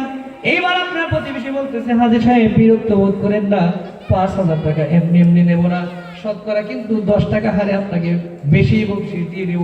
এবার হাজী সাহেব মুসকে এসে বলে, আরে বিরক্ত হোস কেন, নামাজ পড়ে মাত্র বাসায় আসলাম, একটু বাড়ির ভিতর থেকে টাকাটা নিয়ে আসি, তারপরে দেই, বলেন ঠিক কিনা? ইমানদার মানুষ সুদের ব্যবসা করে, জান্নাত তার জন্য হালাল না হারাম? জোরে বলুন। ইমানদার মানুষ সে বাথরুমে যায়, টিস্যু পেপার পবিত্রতার জন্য ঢিলা কুলুপ পর্যন্ত ব্যবহার করে না। ইমানদার আছে না নাই? যদি বলেন আছে না নাই? ইমানদার মানুষ ওযু করেন, গোসল করেন, কিন্তু যদি নিয়মিত ইস্তেঞ্জা করে, আপনি পবিত্রতা অর্জনের জন্য, তাহারাত অর্জনের জন্য ঢিলা কুলুপ ব্যবহার না করেন, হবে কি? নামাজ রোজা কবুল হবে? আমি যদি মসজিদের পাশে বসান, কোন বন্ধুকে বলে, ভাই চলো নামাজ পড়ে আসি, বলে, হুজুর যান, নামাজ পড়া আমার পক্ষে সম্ভব না, কারণ হলো প্যান্টের মধ্যে সমস্যা আছে। এর মানে কি প্যান্ট পরে সে পেশাব করছে? বিষয়টি কি এমন? প্যান্ট পরে পায়খানা প্রস্রাব করছে? বিষয়টি কি এমন? বিষয়টা এমন নয়। মুসলমানের সন্তান, নাম হলো আব্দুর রহমান, আব্দুল সালাম, আব্দুল জব্বার, কিন্তু সে বলে আমার প্যান্টের সমস্যা আছে, নামাজ পড়ার জন্য উপযুক্ত পোশাক আমার নাই। এর মানে ওই ব্যক্তি 5 ওয়াক্ত নামাজ নয়, 1 ওয়াক্ত নামাজও পড়তে পারবে না, কারণ ঢিলা কুলুপ সে বাথরুম থেকে ব্যবহার করে নাই। বলেন ঠিক কিনা? জোরে বলুন ঠিক কিনা? আরো জোরে বলুন ঠিক না ঠিক? সম্মানিত ভাইরা আমার, আজকে এখানে যারা যুবক ভাইরা আছেন, দেখতে পাচ্ছি অধিকাংশ মানুষ আপনারা যুবক। আপনাদের পায়ে হাত থেকে বলতে চাই, ভাই, নবীর আদর্শ যদি আপনি গ্রহণ করতে চান, পৃথিবীর সর্বশ্রেষ্ঠ স্মার্ট আপনাকে বলা হবে। কথা বলেন ঠিক না ঠিক? আজকে আমরা স্মার্ট বলতে কাকে বলি? গোটা পৃথিবীর সমস্ত মানুষের চরিত্র, গোটা মানুষের সমস্ত মানুষের সৌন্দর্য যদি এক পাল্লায় করা হয়, আর আমি যদি আপনাদের কাছে প্রশ্ন করতে চাই, গোটা পৃথিবী শুরু থেকে আজ পর্যন্ত যত পৃথিবীতে মানুষের আগমন ঘটেছে, এর মধ্যে সবচেয়ে সুন্দর চেহারা মানুষটার নাম কি? বুঝেন নাই? পৃথিবী শুরু থেকে আজ পর্যন্ত যত মানুষের আবির্ভাব, এর মধ্যে সবচেয়ে সুন্দর চেহারা মানুষটার নাম কি? বিশ্বনবী হযরত মুহাম্মদ সাল্লাল্লাহু আলাইহি ওয়াসাল্লাম। এর থেকে স্মার্ট, আধুনিক স্মার্ট ব্যক্তি পৃথিবীর জমিনে আর একজনও কি আছে? ভবিষ্যতে আসবে? আসবে না। তাহলে রাসূল সাল্লাল্লাহু আলাইহি ওয়াসাল্লামের আদর্শ চরিত্র আমার বডির মধ্যে লাগাতে সমস্যা আছে কি? পাঞ্জাবি পরলে আপনাকে বলা হবে আনস্মার্ট, আনসোশ্যাল, ব্যাকডেটেড, জঙ্গি, তালেবান, মৌলবাদ, রাজাকার বলুক না, আমি যদি দেখি আমার গায়ের যে পোশাক পৃথিবীর সর্বযুগের সর্বশ্রেষ্ঠ স্মার্ট মানুষের পোশাকের সাথে মিলে যায়, আমার কোনো আপত্তি আছে? আমরা উল্টো দিকে হাঁটি। আজকে আমরা স্মার্ট মনে করি, এক শ্রেণীর ফুল প্যান্ট বের হয়েছে, দেখা যায় এইখান থেকে সেরা, এইখান থেকে একেবারে বিড়াল খামচিয়ে মনে হয় সুতাগুলো তুলে ফেলছে, হাঁটু পর্যন্ত বের হয়, পিছনের কিছু অংশ বের হয়ে যায়, পরা আর না পরা সমান। ওই সমস্ত সেরা ফাটা ফুল প্যান্টকে আমরা স্মার্ট ফুল প্যান্ট বলি। বলি কি বলি না? বলি কি বলি না? যুবক ভাইরা, আপনাদের ফিরে আসতে হবে রাসূলের আদর্শ থেকে, কারণ গোটা পৃথিবী আজকে এমন একটি ক্রান্তিময় সময় পার করছে। গোটা পৃথিবীতে কাফের মুশরিকরা ঐক্যবদ্ধ হয়ে মুসলমানদের ঈমান হারা করে, বেঈমান করে কবরে পাঠানোর ষড়যন্ত্রে যখন ব্যস্ত, ঠিক সেই মুহূর্তে যুবক ভাইদের নতুন করে উদ্যোগী হয়ে এগিয়ে আসতে হবে। রাসূলের আদর্শ ব্যক্তি, পরিবার, সমাজ জীবনে আমলের পাশাপাশি এর প্রচার প্রসার বাড়াতে হবে। ঠিক কিনা বলুন? যারা বলেন ঠিক কিনা? রাসূলের আদর্শের সৈনিক বলে আপনি দাবি করেন, ইমানদার বলে দাবি করেন, রাসূলের যে সুন্নতি পায়জামা, সুন্নতি ফুল প্যান্ট, সুন্নতি লুঙ্গি বলেন, সেটা আপনার গায়ে নাই। আজকে স্মার্ট সাজতে গিয়ে আমার দেশের, আমার সমাজের যুবক ভাইরা টাকনুর নিচে প্যান্ট পরে কি পরে না? যারা বলেন পরে কি পরে না? বুখারী হাদিস, কাল কিয়ামতের দিন আল্লাহ রাব্বুল আলামিন 3 শ্রেণী মানুষের দিকে তাকাবেন না। কয় শ্রেণী মানুষ? যারা বলেন কয় শ্রেণী মানুষ? তিন শ্রেণীর মানুষের দিকে আল্লাহ কিয়ামতের দিন তাকাবে না। এক নম্বর হলো ব্যবসায়িক ক্ষেত্রে মিথ্যা কথা বলে। কিভাবে? ভাই এই ক্রিমটার দাম কত? বলে ভাই ক্রিমটার দাম তো 50 টাকা। 40 টাকা কি দেওয়া যায়? না না, আমি কিনছি তো 40 টাকা দিয়ে, আপনার কাছে কেমনে 40 টাকা বিক্রি করবো? কিন্তু বাস্তবতা দেখা যায় ওই ক্রিমটা সে কিনছে 20 টাকা দিয়ে। কয় টাকা দিয়ে? এভাবে ব্যবসায়িকরা মিথ্যা কথা বলে কি বলে না? বলে না? আপনার বলা দরকার নাই কয় টাকা দাম দিয়ে কিনছেন, আপনি বলেন আমি এই জিনিসটা 50 টাকা নিচে বিক্রি করতে পারবো না, কিন্তু মিথ্যা কথা কেন বলেন যেটা আমার কেনার দাম 45 টাকা? এরকম ব্যবসায়ী আমাদের সমাজে আছে না নাই? তাদের কাছে যদি বলা হয় যে ভাই ব্যবসায়িক ক্ষেত্রে কেন মিথ্যা কথা বলেন, তারা মুচকি হেসে গালটা বাঁকা করে বলে হুজুর ব্যবসায়িক ক্ষেত্রে যদি মিথ্যা কথা দুই চারটা না বলা যায় ব্যবসা নাকি লাটে উঠবে, ব্যবসা বন্ধ হয়ে যাবে, লাভবান হওয়া সম্ভব না, গাঁটটি বস্তা একেবারে কি বলে প্যাকেট করে বাড়ি চলে যেতে হবে। এরকম কথা বলে কি বলে না? আমি বলতে চাই ও ব্যবসায়িক ভাই, আপনার দোকানে আপনার ব্যবসায়িক ক্ষেত্রে কয় টাকার ইনভেস্ট আপনি করেছেন, দিন কত টাকা লাভ আপনি করেন? আপনি যত টাকার ব্যবসায়ী করেন হযরত আবু বকর সিদ্দিক, হযরত ওসমান রাদিয়াল্লাহু তাআলা আনহুর চাইতে কিন্তু আপনি বেশি বড় ব্যবসায়ী হতে পারেন নাই। কথা বলেন ঠিক কিনা? যদি বলেন ঠিক কিনা? আপনি এই কথা হেসে হেসে বলতেছেন, কিন্তু এর গুরুত্ব কিন্তু আপনি বোঝেন নাই। ব্যবসায়িক ছিলেন আমার নবী মুহাম্মদ সাল্লাল্লাহু আলাইহি ওয়াসাল্লাম, ব্যবসায়িক ছিলেন সাহাবায়ে কিরাম। তারা মনে হয় মিথ্যা কথা বলছেন? বলছেন কি? তারা যেহেতু মিথ্যা কথা বলেন নাই, তাহলে তাদের ব্যবসা একদম গোটায় নিয়ে বাড়িতে চলে যাওয়া লাগছে। বিষয়টা কি এমন না? কিন্তু আপনি আজকে সেই বিশ্বাসটা রাখতে পারেন না। কারণ কি?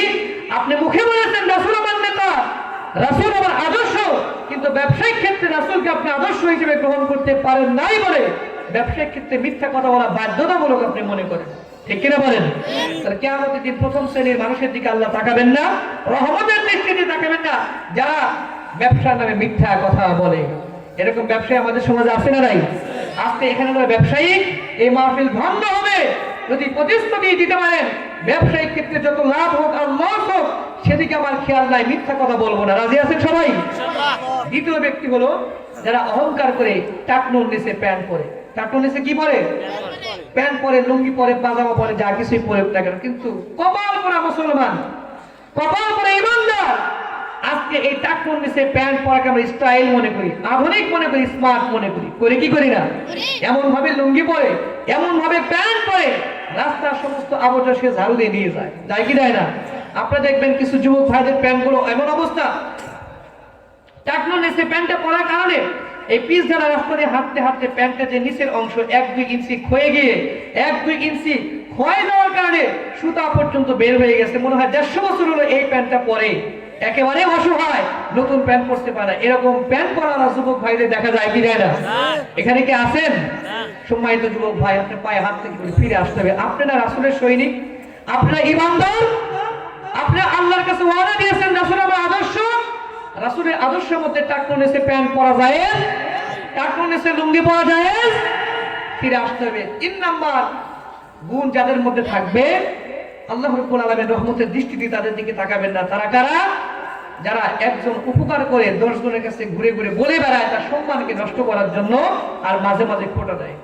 আরে বেটা, তোমার ছেলে আজকে মাস্টার্স পাস করছে, বিশ্ববিদ্যালয়ে পড়ছে, আমার বাড়ির যাকাতের টাকা দিয়ে তোমার ছেলের লেখাপড়া, তোমার ছেলে আজকে মাদ্রাসা থেকে লেখাপড়া করে এত বড় আলেম, আমি তো যাকাতের টাকা না দিলে তোমার ছেলে লেখাপড়াই করতে পারতো না।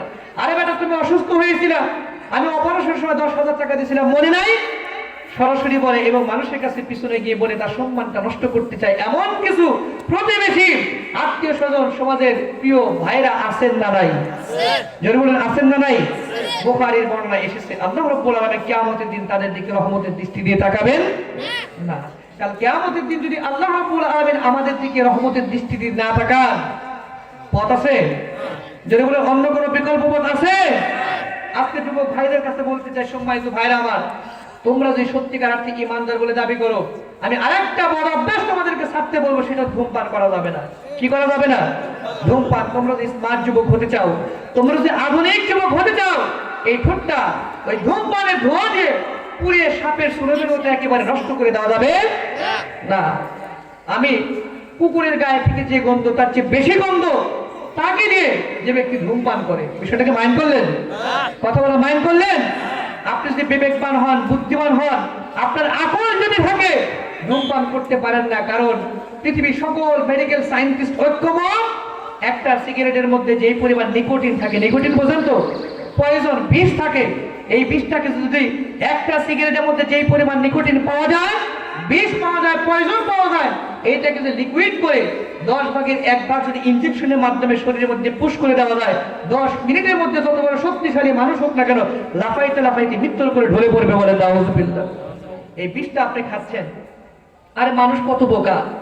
আপনি নিজেকে দাবি করেন স্মার্ট, আধুনিক, শিক্ষিত, কিন্তু কত বড় বোকা আপনি জানেন? গায়ের সাথে একটা 10 টাকার বিস্কুটের প্যাকেট কিনতে যে আপনি ডেট দেখেন, দেখেন কি দেখেন না? কেন? আমি যে জুসটা কিনতে যাচ্ছি, যে বিস্কিটটা কিনতে যাচ্ছি, এর গায়ে ডেট যদি ওভার হয়ে যায়, ডেট এক্সপায়ার যদি হয়ে যায়, তাহলে এর মধ্যে বিষক্রিয়া তৈরি হতে পারে, তাহলে এটা খাওয়া যাবে না। 1 সপ্তাহ আগে ডেটটা পার হয়েছে, আপনি কত সতর্ক! এই বিস্কুট বা এই খাবারের প্যাকেটটা আপনি কিনলেন না কেন? এই ডেট উত্তীর্ণ খাবার যদি আমার পেটের মধ্যে যায়, আমি আক্রান্ত হতে পারি, অসুস্থ হতে পারি। কিন্তু যে ট্যাবলেট, যে ভিটামিন আপনারা প্রতিনিয়ত খান, সিগারেট, এর গায়ের সাথে কি লেখা আছে জানেন? লেখা কেউ দেখেন নাই? আপনারা কি বিরক্ত বোধ করতেছেন? আরে ভাই, এগুলাই তো আলোচনার বিষয় না, কি মনে করেন? যুবক ভাইদের উদ্দেশ্যে বলতে চাই, প্যাকেটের গায়ের সাথে লেখা থাকে ধূমপান স্বাস্থ্যের জন্য ক্ষতিকর, ধূমপান মৃত্যু ঘটায়, ধূমপান ক্যান্সারের কারণ। শুধু লেখাই থাকে না, এই ধূমপানের যে প্যাকেট, সিগারেটের যে প্যাকেট, তার গায়ের সাথে একটা নোংরা, খারাপ, আপত্তিকর, ভয়ঙ্কর একটা ছবি পর্যন্ত লাগিয়ে দেওয়া হয়েছে। এখান থেকে ক্যান্সারে একেবারে কি বলে ঘায়ের ছবি দেওয়া হয়েছে না? আপনি যদি রুচি সম্পন্ন ব্যক্তি হন, যেটা ক্যান্সারের দিকে ঠেলে দেয়, মৃত্যুর দিকে ঠেলে দেয় এবং ঘা হতে পারে আপনার ভিতরেও, আপনার কণ্ঠনালীর ভিতরেও ওই রকম ঘা হতে পারে, পাকস্থলী নষ্ট হয়ে যেতে পারে, ড্যামেজ হয়ে যেতে পারে। আপনি বিবেকবান মানুষ, ওই ধূমপান কেমনে করেন বুঝে আসে না, গাঁজা কেমনে খান বুঝে আসে না, মাদকাসক্ত কেমনে হন বুঝে আসে না। রাসূলের আদর্শের মধ্যে, ইমানদারের বৈশিষ্ট্যের মধ্যে এগুলা কি গ্রহণ করা যাবে? বলেন যাবে কি? যাবে না। আপনি যদি ইমানদার বলে দাবি করেন, বড়দের শ্রদ্ধা করা প্রয়োজন আছে না নাই? যদি বলেন আছে না নাই? আল্লাহ রাসূল বলেন, লাইসা মিন্না মান লাম ইয়ারহাম সগীরানা ওয়া লাম ইউআক্কির কাবীরানা, আও কামা ক্বালা আলাইহিস সালাতু ওয়াস সালাম। আল্লাহর নবী বলেন, ও আমার উম্মতেরা, তোমরা শুনে রাখো, ওই ব্যক্তি আমার দলভুক্ত হতে পারে না, ওই ব্যক্তি আমার উম্মত হতে পারে না যে ব্যক্তি ছোটদের স্নেহ করে না এবং বড়দের শ্রদ্ধা করে না। বলেন সুবহানাল্লাহ। আমার যে উম্মত বড়দেরকে শ্রদ্ধা করতে পারে না, ছোটদেরকে স্নেহ করতে পারে না, ওই ব্যক্তি নামাজ, রোজা, হজ, যাকাত যা কিছুই করুক না কেন, বড়দের সাথে বেয়াদবি করার কারণে আর ছোটদের সাথে স্নেহশীল আচরণ না করার কারণে আমি নবী কাল কিয়ামতের দিন ওই বান্দাদের, ওই উম্মতদেরকে দলের মধ্যে অন্তর্ভুক্ত করব না। বলেন নাউযুবিল্লাহ। এরকম বেয়াদব যুবক ভাইদের দেখা আমাদের সমাজে যায় কি যায় না? বাবার সাথে পর্যন্ত খারাপ আচরণ করে, বড়দের সাথে খারাপ আচরণ করে, এমন অবস্থা মুরব্বীরা তার সাথে কথা বলতে সাহস পায় না। কেন? সলিমুদ্দিনের বেটা কলিমুদ্দিন, কথা বলা যাবে না তার সাথে, কখন কি বেয়াদবি করে বসে, সম্মান নিয়ে মারি আসা দেয়। এরকম আপত্তিকর চরিত্র আমার যুব সমাজের মধ্যে পাওয়া যায় কি যায় না? যুবক ভাইরা, পায়ে হাত থেকে বলি, তোমার চরিত্র এমন হওয়া দরকার, এই অত্র অঞ্চলের লোকেরা যেন তোমাকে আদর্শ চরিত্রবান যুবক বলে দাবি করে, আর তার সন্তানকে রাতের সময় বুকের মধ্যে ঘুম পাড়িয়ে বলে, বাবা, আমি যেন সলিমুদ্দিনের বেটা কলিমুদ্দিনের সাথে তোমাকে মিশতে না দেখি, আমার এলাকার সবচেয়ে আদর্শবান চরিত্রবান আব্দুল্লাহর সাথে কালকের থেকে তোমাকে খেলা করতে দেখতে চাই, মিশতে দেখতে চাই। ওঠা বসা ওর সাথেই করবে, কারণ ও বাবাকে শ্রদ্ধা করে, ছোটদেরকে স্নেহ করে, ধূমপান করে না, টাকনুনেসে প্যান্ট পরে না, পরিষ্কার পরিচ্ছন্ন থাকে, ওর সাথে তুমি মিশবা। এরকম চরিত্রশীল যুবক হওয়ার দরকার আছে না নাই? এটা যদি করতে পারেন, আল্লাহ রহমতের বৃষ্টি আপনার প্রতি নাজিল হতে থাকবে। চেহারাটা কালো হতে পারে, কিন্তু নূর, নুরানি চেহারা আল্লাহ আপনার প্রতি দান করবেন। বলে সুবহানাল্লাহ। এগুলা কথাগুলো কি আপনাদের কাছে অনর্থক কথা মনে হচ্ছে? দাম ছাড়া কথা মনে হচ্ছে? এটাই হলো বেস, এটাই হলো ফাউন্ডেশন। যুব সমাজ যদি এই সমস্ত বিষয়গুলো অ্যাক্টিভ না হয়, তাহলে তার দুনিয়ার জীবন, আখিরাতের জীবন নষ্ট হয়ে যাবে। সময় তো যুবক ভাইরা আমার, আর একটা আরো নিবেদন আপনার কাছে করতে চাই, দেশকে ভালোবাসেন কোন যুবক ভাইরা একটু হাত তোলেন। কোন কোন যুবক দেশকে ভালোবাসেন? স্লোগান দেন যুবকদের উদ্দেশ্যে। আল্লাহু আকবার। দিন ইসলাম, দিন ইসলাম। নারায়ে তাকবীর। আল্লাহু আকবার। আল কোরআনের আলো ঘরে ঘরে জালো। নারায়ে তাকবীর। আল্লাহু আকবার। সময় তো যুবক ভাই দেখলাম এর মানে প্রত্যেক যুবক মুরব্বী শিশু থেকে শুরু করে প্রত্যেকে আমরা এই প্রিয় মাতৃভূমিকে ভালোবাসি, ঠিক কিনা বলেন? জোরে বলেন ঠিক কিনা? শুধু ভালোবাসলেই হবে না, ওই যে বলছিলাম মেসিকে ভালোবাসি, প্রমাণ কি? আমার লেবাস আমার বাড়িতে পতাকা ওড়ানোর মাধ্যমে প্রমাণ হয়। আমি যদি আমার দেশকে ভালোবাসি, সর্বপ্রথম নিজেকে প্রতিষ্ঠিত হওয়ার বিকল্প কোনো পথ। আমি যদি গাঁজার সাথে সম্পৃক্ত থাকি, মাদকাসক্ত হয়ে যাই, বড়দের শ্রদ্ধা ছোটদের স্নেহ করতে না পারি, তাই আমার মধ্যে দেশপ্রেম তৈরি হবে কি? হবে না। দেশপ্রেম আগে যদি আমি নিজের মধ্যে তৈরি করতে চাই, নিজেকে ভালোবাসতে হবে, নিজেকে প্রতিষ্ঠিত করতে হবে, নিজেকে সুশিক্ষায় শিক্ষিত করতে হবে, আদর্শবান ব্যবসায়ী, আদর্শ টিচার, আদর্শ রাজনৈতিক যদি আপনি হতে পারেন, রাজনৈতিক নেতৃবৃন্দ যদি হতে পারেন, তবে আপনি আপনার সমাজকে ভালোবাসা দিতে পারেন, আপনার দেশকে ভালোবাসতে পারেন। কথা বলেন ঠিক কিনা? মনে রাখবেন যুবক ভাইরা, আমি যুবক ভাইদের উদ্দেশ্যে দু একটি কথা এজন্য বলতেছি, আজকের মাহফিলের আয়োজক কারা?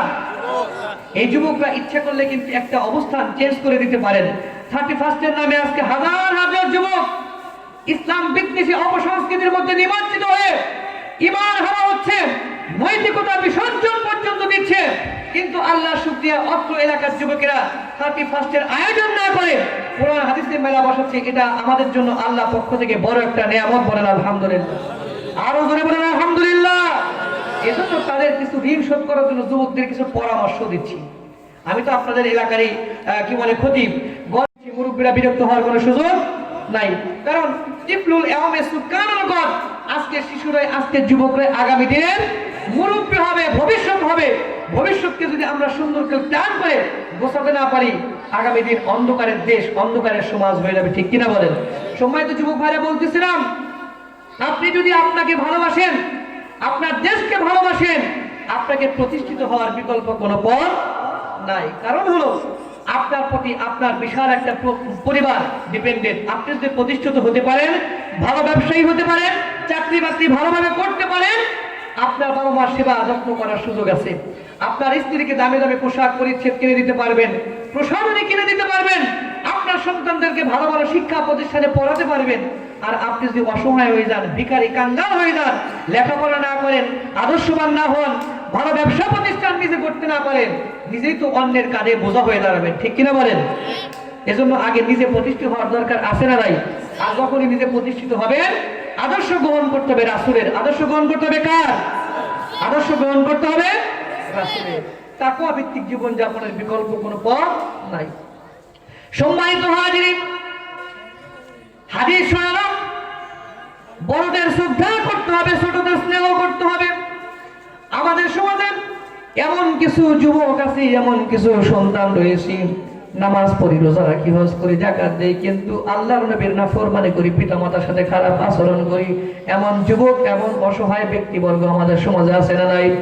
ও যুবক ভাই, তোমার কাছে বলতে চাই, তুমি যত বড় নামাজি হও না কেন, যত বড় হাজি হও না কেন, যত ভব্য ব্যক্তি হিসেবে সমাজে নিজেকে পরিচয় তুলে ধরো না কেন, কিন্তু মনে রাখবে, যদি তুমি তোমার পিতা মাতার নাফরমানি করো, তাদের সাথে খারাপ আচরণ করো, আল্লাহর জমিনে এবং কাল কিয়ামতের দিন জান্নাতে তোমার জন্য জায়গা হবে না। বলেন নাউজুবিল্লাহ।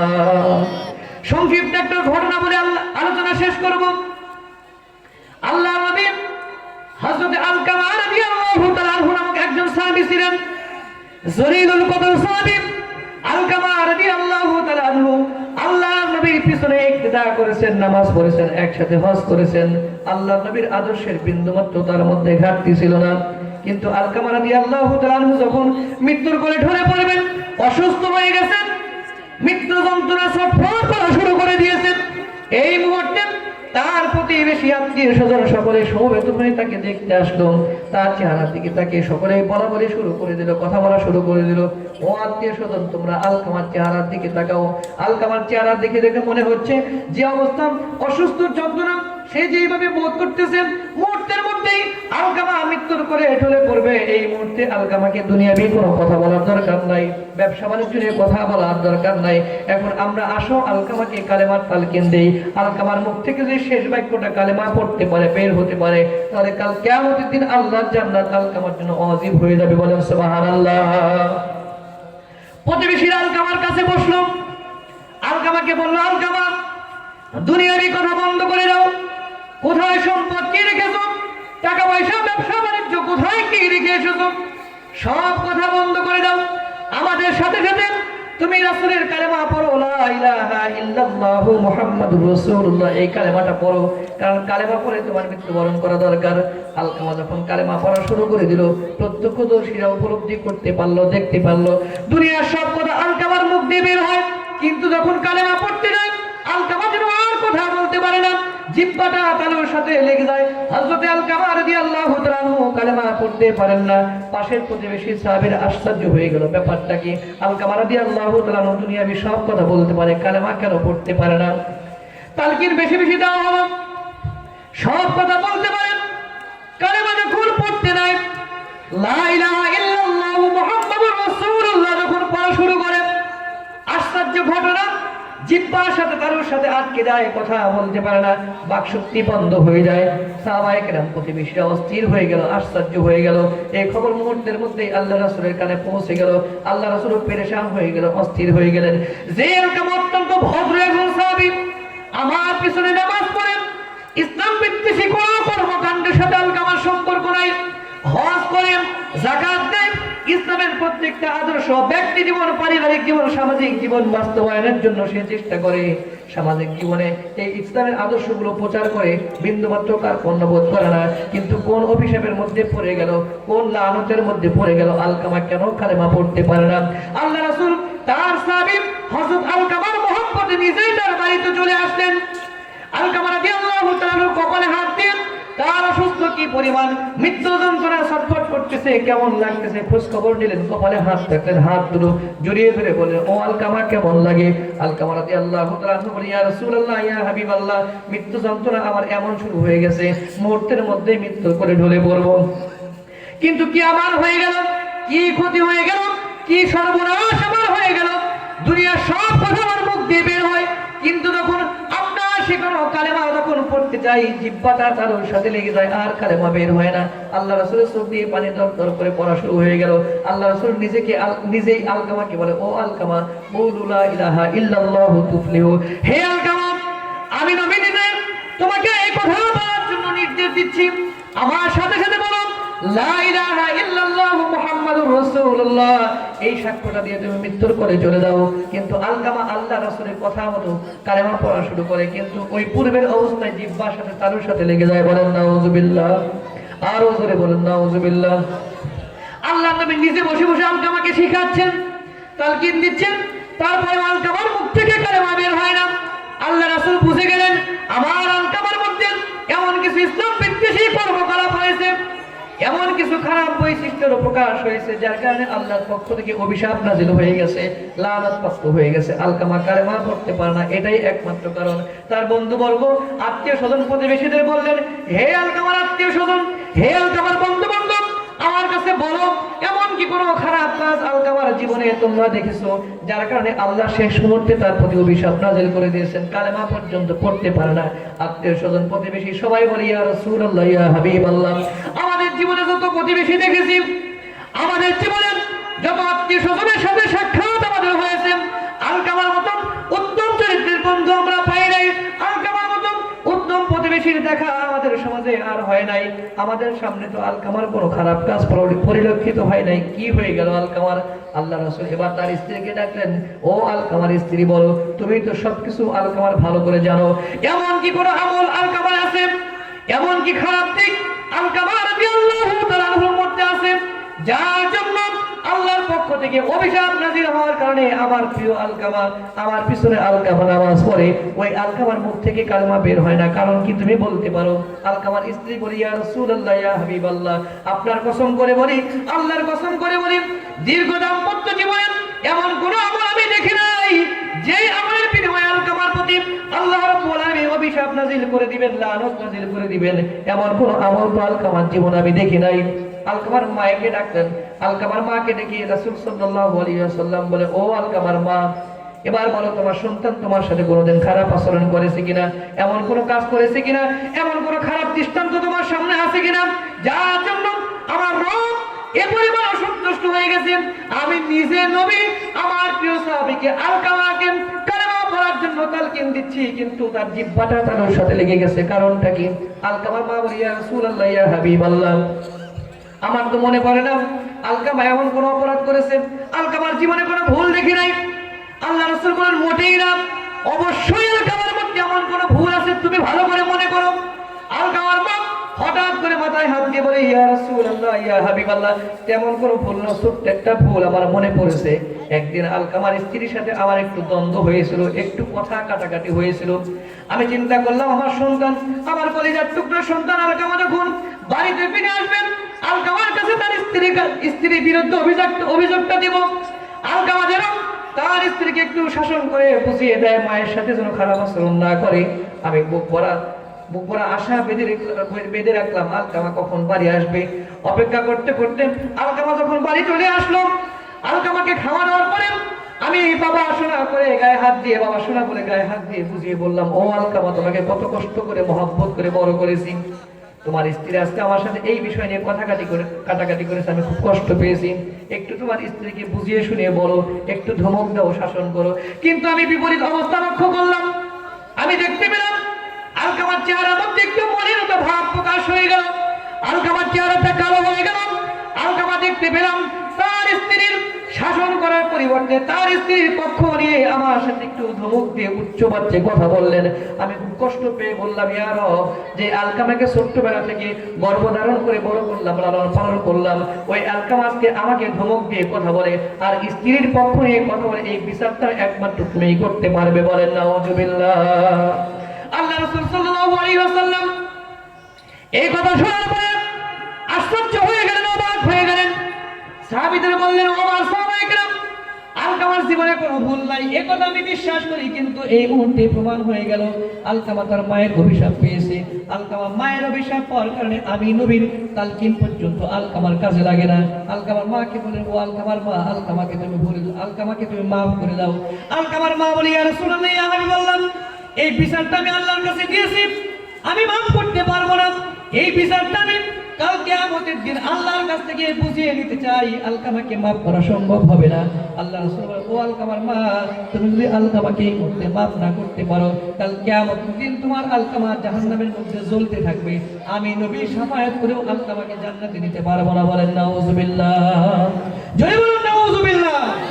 এমন কুলাঙ্গার সন্তান ভুল বোঝাবুঝিমূলক চিন্তা ভাবনা নিয়ে বাবা মার মায়ের কষ্ট দেয় কি দেয় না?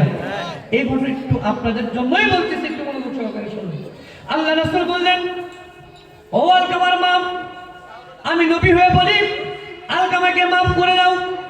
আলকামার মা কথা বলে না, আলকামার মা চুপ হয়ে গেলেন। এবার আল্লাহ রাসূল তার সাহাবীদের বললেন, ও আমার সাহাবীরা, শুকনা কিছু খেজুরের ডালপালা নিয়ে সোয়ার আগুন জ্বালিয়ে দাও। আলকামার মাকে সামনে রেখে আলকামাকে জীবন্ত অবস্থায় আগুনের মধ্যে ফেলে দাও। এই দৃশ্য দেখার পরে যদি আলকামার মায়ের মনে একটু দয়ার ভাব তৈরি হয়, ভালোবাসার ভাব তৈরি হয়, আবেগ তৈরি হয়, এই আবেগের কারণে হয়তো আলকামাকে মাফ করে দেবে। বিনিময়ে এই মুহূর্তে আলকামা কালেমা পড়ে জান্নাতের মেহমান হয়ে যাবে। বলেন সুবহানাল্লাহ। কথা অনুযায়ী সাহাবীরা কাজ করলেন। খেজুরের শুকনো ডালপালা নিয়ে আসা হলো, আগুন লাগিয়ে দিলেন। আলকামাকে এবার কয়েকজন সাহাবী ধরে আগুনের মধ্যে ফেলে দেওয়ার জন্য যখন নিয়ে গেলেন, এইবার আলকামার মায়ের মাতৃত্ব বোধ জেগে উঠলো। মায়ের ভালোবাসা তার অন্তরে তোলা দেওয়া শুরু করে দিল। আলকামার মা এবার রাসূল সাল্লাল্লাহু আলাইহি ওয়াসাল্লামকে বলে, ইয়া রাসূলুল্লাহ, ইয়া হাবিবাল্লাহ, দোহাই লাগে আল্লাহর কসম করে বলি, এই মুহূর্তে আল্লাহ আমার সন্তান আলকামাকে মাফ করে দিয়েছি, আলকামাকে আগুনের মধ্যে ফেলে দিবেন না। বলেন সুবহানাল্লাহ।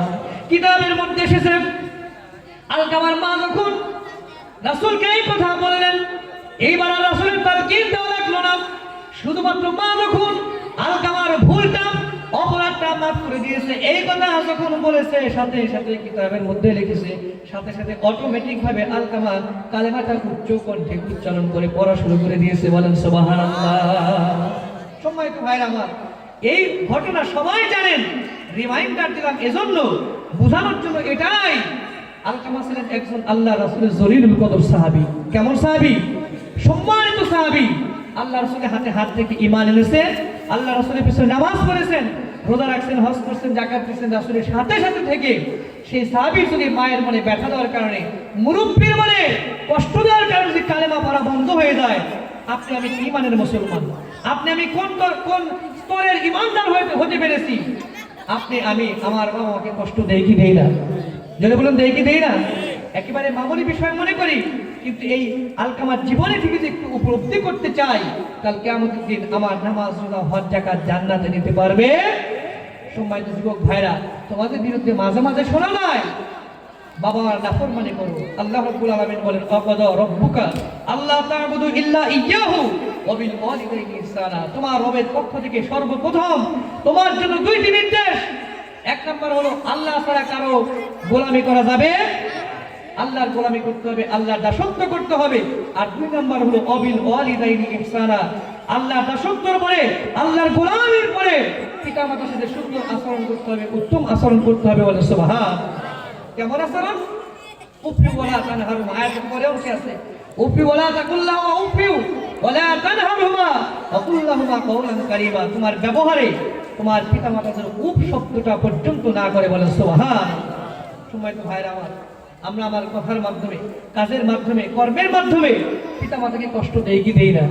এমন কুলাঙ্গার সন্তান পাওয়া যায় বাবা মাকে বৃদ্ধাশ্রমে পর্যন্ত রেখে আসে, নিজে লক্ষ লক্ষ টাকা পয়সা ইনকাম করে, কিন্তু সন্তান মাকে ভাত দেয় না, কাপড় দেয় না, শীতের মধ্যে এই পিতামাতাকে বৃদ্ধাশ্রমে পর্যন্ত রেখে আসে। এমন কুলাঙ্গার সন্তান আমাদের সমাজে আছে না নাই? এমনও টেলিভিশন পত্র পত্রিকায় খবর পাওয়া যায়, ছেলে বিসিএস ক্যাডার, মেয়ে এমবিবিএস ডাক্তার, কিন্তু মা এবং বাবার আশ্রয়স্থল হয়েছে কোথায়? বৃদ্ধাশ্রম। এমন খবর আপনার পত্র পত্রিকায় দেখেন নাই? দেখেছেন। কারণ কি? কারণ হলো নবীর আদর্শ, নবীর মহব্বত, নবীর ভালোবাসা। ইমানদার হিসেবে একজন মানুষের মধ্যে যেভাবে থাকা দরকার তার অনুপস্থিত ছিল বলে একজন সন্তান তার পিতামাতাকে বৃদ্ধাশ্রমে রেখে আসে। সম্মানিত হাজির, আজকে থেকে চেষ্টা করবো আমরা প্রত্যেকেই পরিপূর্ণ ইমানদার হওয়ার জন্য যে বৈশিষ্ট্যগুলো আমাদের মধ্যে থাকা দরকার, সেই বৈশিষ্ট্যগুলো আমার অন্তরের মধ্যে, আমার পোশাকের মধ্যে, আমার কর্মের মধ্যে প্র্যাকটিস করতে চেষ্টা করবো। রাজি আছেন তো সবাই? যদি বলুন রাজি আছেন তো সবাই? কঠিন অবস্থা চলতেছে এখন বর্তমান। ইমান চুরি করার জন্য অমুসলিম সম্প্রদায়রা বিশাল জাল বিস্তার করে রেখেছে, আর এই ফাঁদে তথাকথিত মুসলমানরা পর্যন্ত পা দিচ্ছে কি দিচ্ছে না? দেখেন, এই যে আলেমদের কথা বলতে দেয় না, এই যে আলকামার জীবনী বলেন আর মুসলমানের চরিত্র বৈশিষ্ট্য বলেন, এই কথাগুলো কোথায় আছে বলেন? কোথায় আছে? কোথায় আছে? কোরআনের মধ্যে আছে, হাদিসের মধ্যে আছে। এখন আলেমদের মুখ থেকে কোরআন হাদিস যদি বের না হয়, তাহলে ইতিহাসবিদ, তারপরে রাজনীতিবিদ, তারপরে কি বলে ডাক্তার, দোকানদার, এদের মধ্য থেকে কি বের হবে কথাগুলো? বের হবে না। আল্লাহ রাব্বুল আলামিন বলেন আমান আসলামু মিনাল্লাহি কিরা, তার কথা হচ্ছে যে সত্য কথা, সুন্দর কথা, উত্তম কথা কার হতে পারে? যে ব্যক্তি কোরআন দিয়ে কথা বলে, যে ব্যক্তি হাদিস দিয়ে কথা বলে। তাহলে আলেমদের কাছে কথাগুলো শোনার জন্য এই সমস্ত প্রোগ্রামে আসার দরকার আছে না নাই? এই সমস্ত মঞ্চগুলো আলেমদের জন্য উন্মুক্ত করার দরকার আছে না নাই? কারণ একজন রাজনৈতিক ব্যক্তি রাজনৈতিক মঞ্চে দাঁড়িয়ে অসংখ্য মিথ্যার ফুলঝুরি সে ছড়িয়ে দেয়, মিথ্যা কথা বলে। কারণ তার রাজনৈতিক ফায়দা হাসিলের জন্য, তার নেতার সন্তুষ্টির জন্য। আমার নেতার চরিত্র ফুলের মতো পবিত্র, বলে কি বলে না? কিন্তু বাস্তবে দেখা যায় নামাজ পড়ে না, এক ওয়াক্ত মদ, গাঁজা, হিরোইন, বাজে, নারীবাদী সহ ধর্ষণ, হত্যা, খুন, গুম সব কিছুই করে। অথচ আপনার মতো আমার মতো বিবেকবান ইমানদার মানুষ সামান্য স্বার্থের জন্য মিথ্যা স্লোগান দিয়ে বলি আমার নেতার চরিত্র ফুলের মতো পবিত্র, বলে কি বলি না? আরে ভাই, এই কাজগুলো করা যাবে না। বলতেছিলাম রাজনৈতিক মঞ্চে, সামাজিক মঞ্চে মানুষ মিথ্যা কথা বলতে পারে, কিন্তু কোরআনের মঞ্চে আলেমরা কি মিথ্যা কথা বলতে পারে? কারণ আলেমদের কথা বলতে দিতে হবে, আলেমদের কথাগুলো শুনতে হবে। কারণ আমরা যদি অসুস্থ হয়ে যাই, ঘরে চুপ করে ঘুমিয়ে থাকি, বসে থাকি না, ডাক্তারের কাছে যাই। কথা বলা জোরে বলেন, সবাই বলেন। ডাক্তারের কাছে যাই, ডাক্তার যখন প্রেসক্রিপশন করে, ওষুধ লেখে, তার মধ্যে 5টা ওষুধ লিখলে সব ওষুধ মিষ্টি ওষুধ লেখে নাকি? নাকি যে একটি তিতা ওষুধও লেখে? এখন আপনি যদি প্রেসক্রিপশনটা টেনে ছিঁড়ে ডাক্তারকে মারতে যান, গলায় টিপ দিয়ে বলতে যান, বেটা 500 টাকা 1000 টাকা দিয়ে তোমার কাছে আসছে চিকিৎসা নেওয়ার জন্য, অসুস্থ যেন ভালো হয়, সুস্থ হতে পারি, 1000 টাকার বিনিময়ে কি তুমি এই দিলা? আমাকে 3টা ওষুধ দিছো, তিতা, 2টা ওষুধ মিষ্টি, তোমার চিকিৎসা আমি মানি না, তোমার দোকান বন্ধ, তোমাকে হামলা করে মামলা করে জেলখানায় ঢুকে দিব, তুমি আমাকে চেনো না, তিতা ওষুধ লেখো। এটা কি কেউ বলে? এটা কি কেউ বলবে? যদি কোনো ব্যক্তি বলে, সে কি সুস্থ হতে পারবে? পারবে না। আমরা যেরকম ডাক্তারের কাছে আত্মসমর্পণ করি, ডাক্তার যদি তার চিকিৎসা বিজ্ঞান বা তার চিকিৎসা শাস্ত্র দিয়ে এটা বুঝতে পারে যে হাতের একটা আঙ্গুল কেটে ফেলতে হবে, পেটের মধ্যে একটা অপারেশন করে একটা কি বলে অঙ্গ কেটে ফেলতে হবে, তাতেও কিন্তু আমরা রাজি হই। হই কি হই না? কথা বলা বিরক্ত হচ্ছেন আপনারা? রাজি হই কেন? আমাকে সুস্থভাবে বাঁচতে হবে। ডাক্তারের কথা না মানলে অসুস্থ হয়ে যাবো, মৃত্যুর কোলে ঢলে পড়বো, এটা খুব ভালো করে বুঝি। কিন্তু আলেমদের কথা শুনতে হবে। আলেমদের কথা না শুনলে ইমানের মধ্যে ক্যান্সার ধরা পড়বে, ক্যান্সার যুক্ত ইমান নিয়ে কাল কিয়ামতের দিন জান্নাতে যাওয়া যাবে না। এটা কি আমরা বুঝি না?